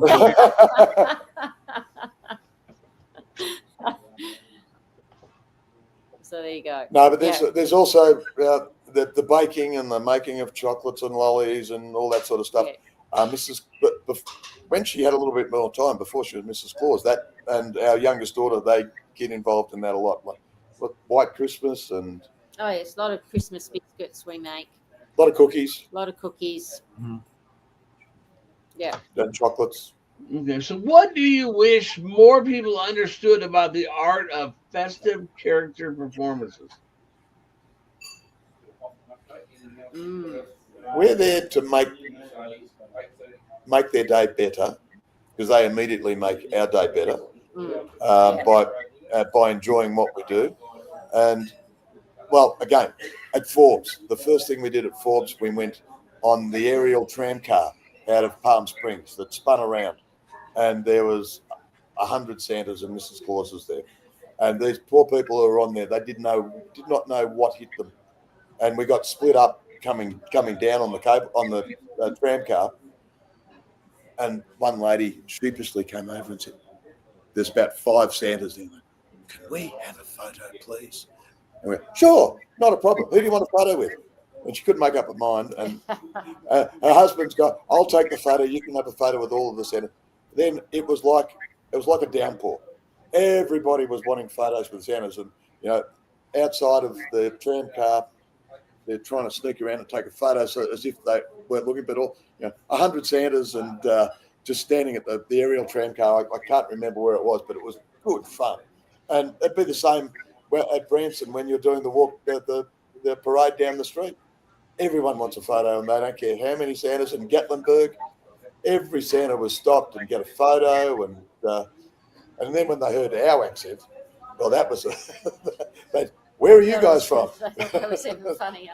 The South Pole. So hopefully that's answered that question. Yeah. We think. Okay. Well, let's just go on up to this one. Do you guys in Australia have closed schools, learning opportunities through luncheons or gatherings or vendors that you could buy things without having to import it from Spangle? I mean, from the States? Well, we'd always go to use Spangle, of course. However, we do have a few decorations and lighting shops, which is how we got into this gig. But most of our stuff we buy from, well, there's not a lot of Santa schools. Well, there's not to my knowledge, there is a Santa school. We have Seen to Believe our Cherry Hill. They have a jingle mingle early in the year to try and get everybody on board. But I'll be honest, I get 95% of my stuff from Santa Ed's Worldwide Network. That's my portal to Santa, to the Christmas Kingdom. And when I miss it when I don't get on it once a week. But I'm working up here at Mount Buller, so I'm missing them. And it's like I can't do Tuesday Night Live. I loved seeing the Kringle Brothers on my Thursdays. No, Fridays. Watching the boys. Wednesdays. Wednesday. So it's Thursday for us. And I can take the daughter's dog for a walk, and I can sit down and watch the Kringle Brothers, and always wait to see what they're talking about after they finish the show. And but every interaction that we can get with professional portrayal artists, we just learn from.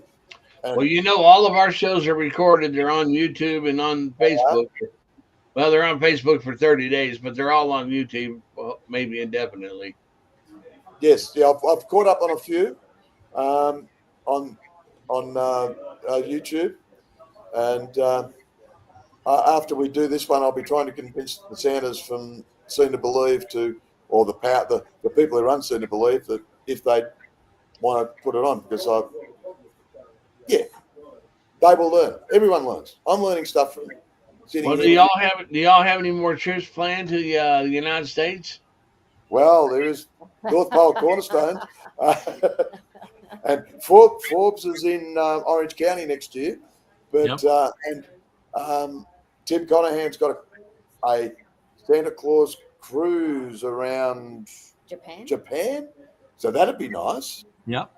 I had again, Gatlinburg I was like a kid in a candy store. Oh, sure. All these Santas that you get to meet that, I've only heard Duffy.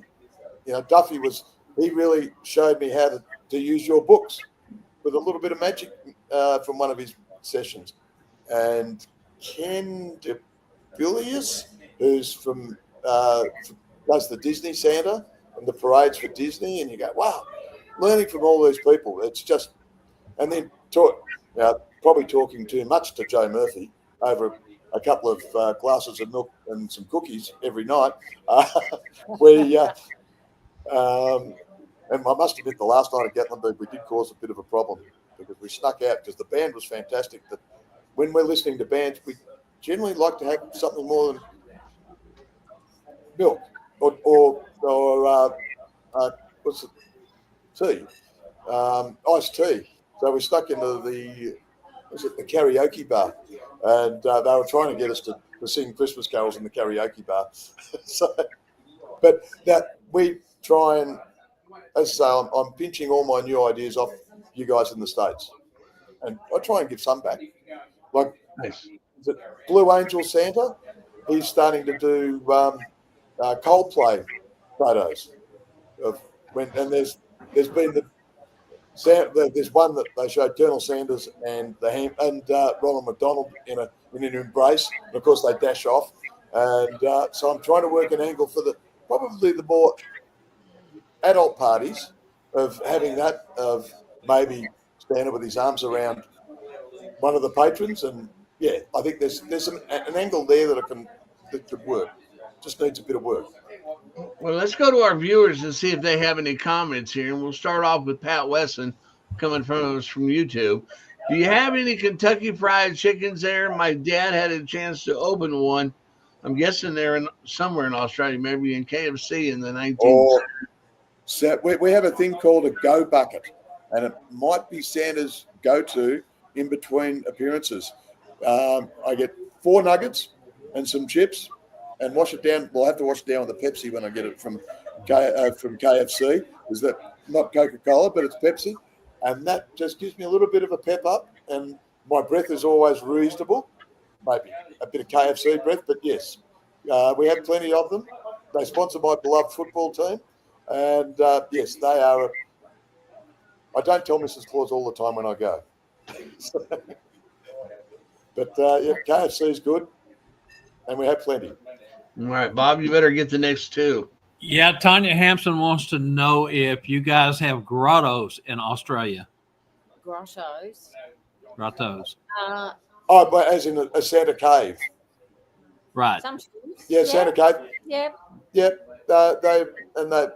We do, some of the malls, and this is where, and at Forbes I had a long discussion over dinner with Santa Argyle, Rhonda. I can't remember what Rhonda's second name is, about some of the grottos and caves as we have them for the special needs kids. They can be quite a challenge. Whereas when I'm doing the Westfield shopping mall, I'm out in the open. There's not that scary thing. And sometimes when an earlier question that you asked about, how do we go with the when someone's acting up, and where I do at Westfield Southland, where I do it, they've got I think it's a Starbucks upstairs, and I say, I'm not going to vouch for the coffee, but go up there and sit there, and the children can watch me and see that Santa doesn't eat any children or hurt any children, and they can enjoy it. Whereas in the grotto, in the caves,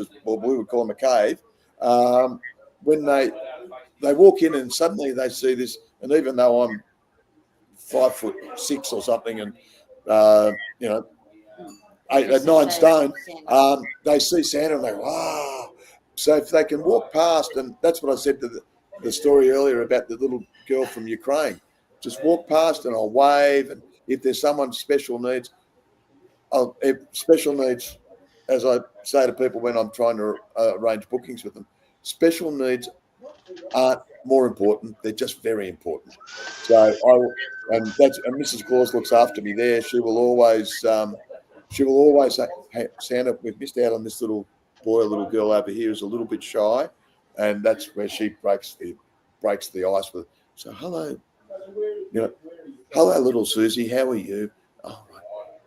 Santa's very nice. Would you like to come over or I'll bring him over to you? And I'm soft and low, but being open away from the caves worry me a little bit. And one of the pop-up photo places we did last year or last season, it was a little bit intimidating because there was other people watching, and the special needs people, we've had wonderful interactions with special needs, and Nathaniel, who's with and AJ, you learn so much off these guys. So they say, this is the way we do it. And Santa Argyle, I'm sitting there talking to her, and she said, and she became Santa because one of her grandchildren has special needs. There's on the spectrum or off the spectrum, I still get confused which way it is, with autism.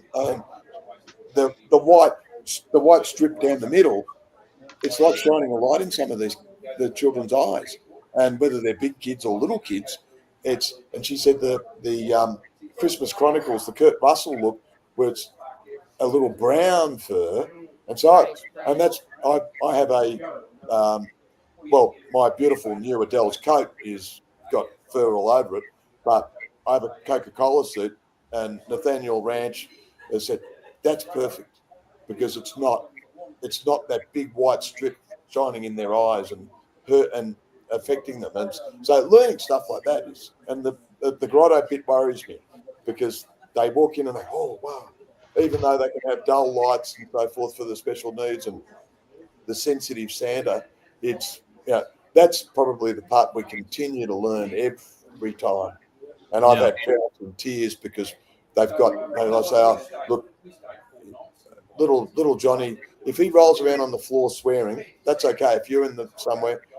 But I had his baseball cap on. He had my Santa hat on, which, touching the head for a lot of special needs people is really, I've found hasn't been good. But he was just beside himself.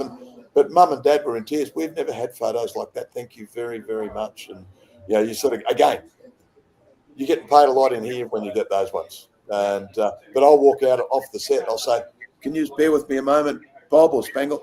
I'll be back in just a moment. And we're not supposed to do photos on phones or selfies, but if they're special needs or they're mature lovers of Christmas, I'll always go and jump. And you have to in a wheelchair. Hello there. And of course, if there's in walking frames, and there'll be some ladies, they'll say, okay, can you be on the nice list this year? You've been on the naughty list for about 70 years, I think. How about you get on the nice list for me this year? And they go, oh, Santa. And it's just, you make their day and you get us. And invariably, they come back and have a photo and go through the thing because, or if they're up the top, you wave to them. And, it's a little bit of pain in the man, but, it's nice. Nice if you get them. And so that's why I like the open looks so that the children and the special needs adults can't be too terrified. But occasionally you get a special needs who might be 200 pounds and 6'5" and you get bowled over by them. But that's okay. Yeah, exactly. Yeah, the older ones, I always like telling them that, it's been a long time since you put pen to paper. I used to look forward to your letters all the time. Yes, yep, and yep. They usually try to promise you that they'll do it, Yes. But plug whatever. But this is my go-to. If a child I like that. Reluctant to see Santa. Yeah, the bubble machines and Yeah. Again, and then you chase them around, trying to catch them. Yeah. They. I mean, you can still see them coming down. They go running after him, and all of a sudden you're not the scary guy in red no more. Yes, that's exactly. So Ted Flynn says you could be a MAPS Santa, which is Michigan Association of Professional Santas, because we even take Spangle. That they do, and I'll be there next Sunday with my trailer, or next weekend with my trailer, or this weekend with my trailer. Yes, we leave out. Your tomorrow, ours in 2 days. Our Thursday we leave out. No, it's and again, watching Facebook and the things that come up on Facebook. Wow, that's a great idea, and engage with it and so forth. And just keep learning. That's all right. What every group we learn from. Santa Doug says, "What's your favorite Aussie Christmas tradition, and do Aussie families celebrate differently from those in the Northern Hemisphere?" Well, as Mrs. Claus said, we have the traditional lunch, but generally we'll have a barbecue for dinner, and that's with shorts, flip-flops on, and just may move away from the milk and cookies and may have a beer with a sausage on there and a sausage and bread or something like that. So we and then it's one of our great traditions, and I know cricket is a fairly foreign game for all you guys, but on Boxing Day or the day after Christmas, we always have they call it a test match, a 5-day test match of cricket. And it is tradition you take leftover turkey with cranberry and cheese in your sandwiches to watch the cricket. And that is just not negotiable. There's always leftover turkey and ham and go to the cricket. May again not have milk, may have something that's sort of be a bit more amber with a foaming head out of a glass. But then we start planning for next Christmas, to quote the movie Elf. So, yes. Well, we got AJ and Elizabeth Rouge both saying hello to the two of you. Fantastic. As I say, one of the great pleasures was meeting AJ at Gatlinburg, and because I know he's very active with you guys and with Ed. And I'm not great, as Bob and Angela have worked out, we're not great on technology. So those guys, yes, help us out a lot. Yeah.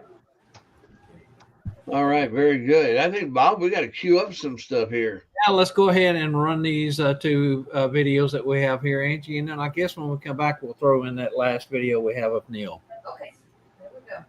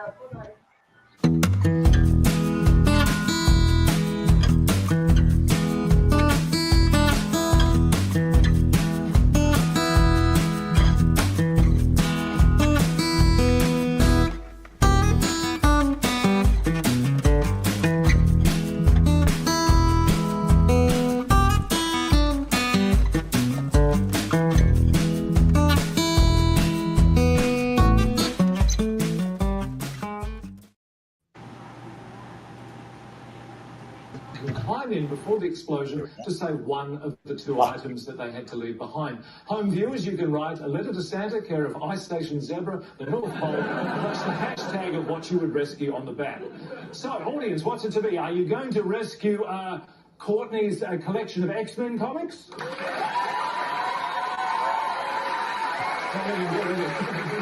Or would you rescue Sam's wrestling dolls?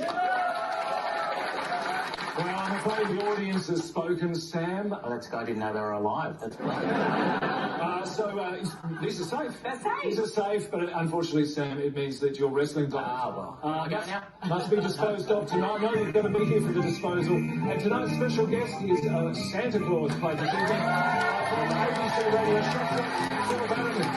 And thank you to our guest, Sam Payne, for the act, as well as a big special thank you to tonight's special mission rescuer, Christmas Kraken. Thank you very much, Christmas Kraken, yes. Until the next week, until next time, keep yourself safe and a very Merry Christmas to you all.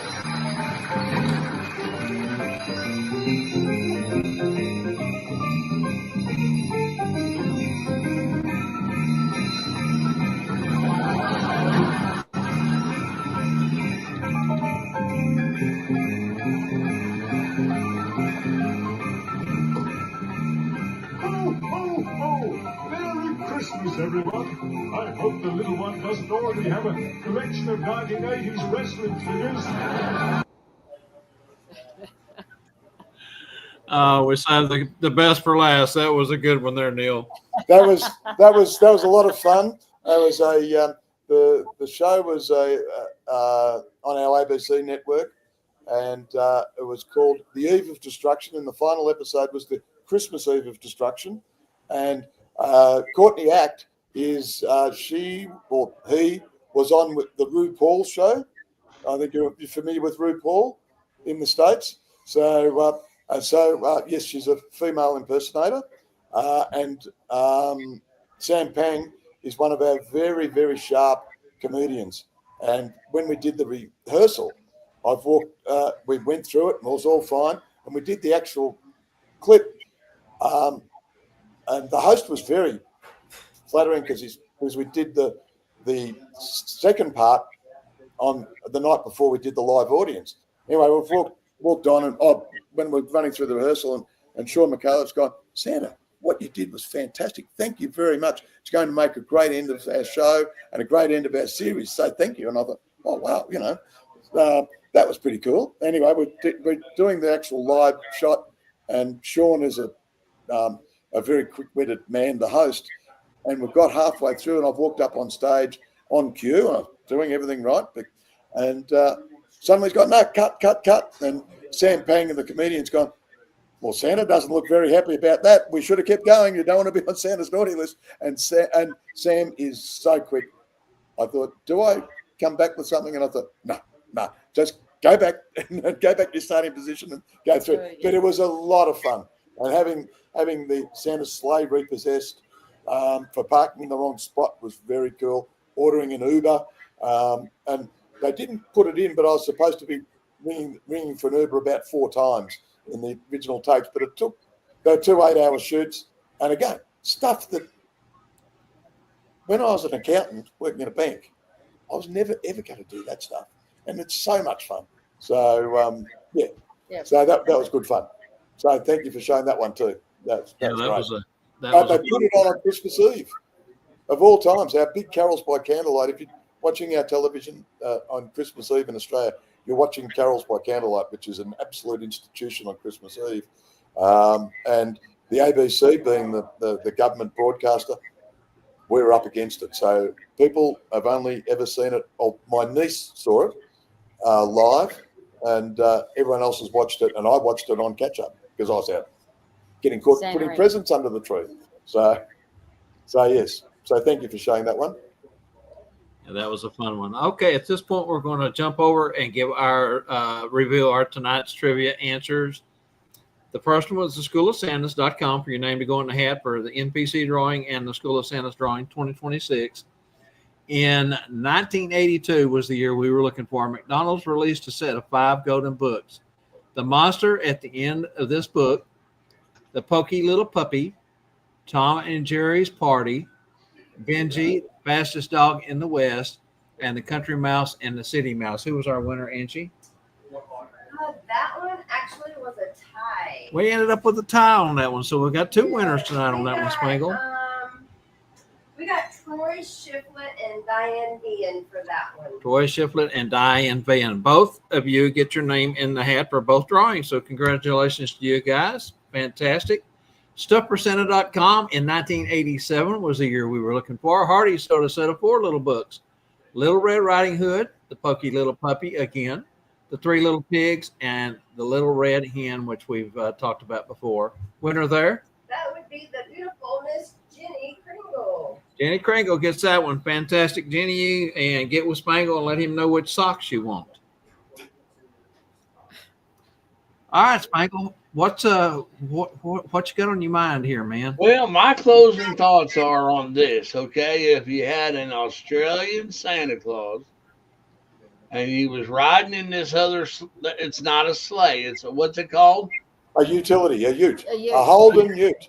Okay, you don't need that big bag of toys back there. Could we not just fill up all the kangaroo pouches? Well, what do you reckon about this fella? So, yeah, can we not fill all the toys up in their pouches? Yeah, you wouldn't get a lot. Not a lot. Not a lot. It's magical, you know. Oh, Spangle, you're always full of it. There are. Go ahead. I think the Kringle boys, when we're in Gatlinburg, they knew the names of our kangaroos that pull the sleigh, and they were better than me, but they're good on it. Too funny. All right, I want to say thank you to you guys. We appreciate you very much. It's been very interesting. Again, a lot of different firsts for us here on Tuesday Night Live. And hey, we'll have to have you back sometimes in the near future. I want to say thank you to everyone who helps us out on this show, all of the folks who are contributors. And just remember to tune in and kick up your heels and join us for the fun. We got shows, 8 shows, starting in March 2026 with the new edition. make a total of 8. So be sure and check all those out. Tell everyone good night, Spangle. Good night, Spangle. Thank you. And remember to join us next Tuesday night for Tuesday Night Live. Same class time, same class channel. Education is the most powerful weapon which one can use to change performance, skills, and knowledges. Thanks, everyone, for joining us. See you next time. Thank you. Bye.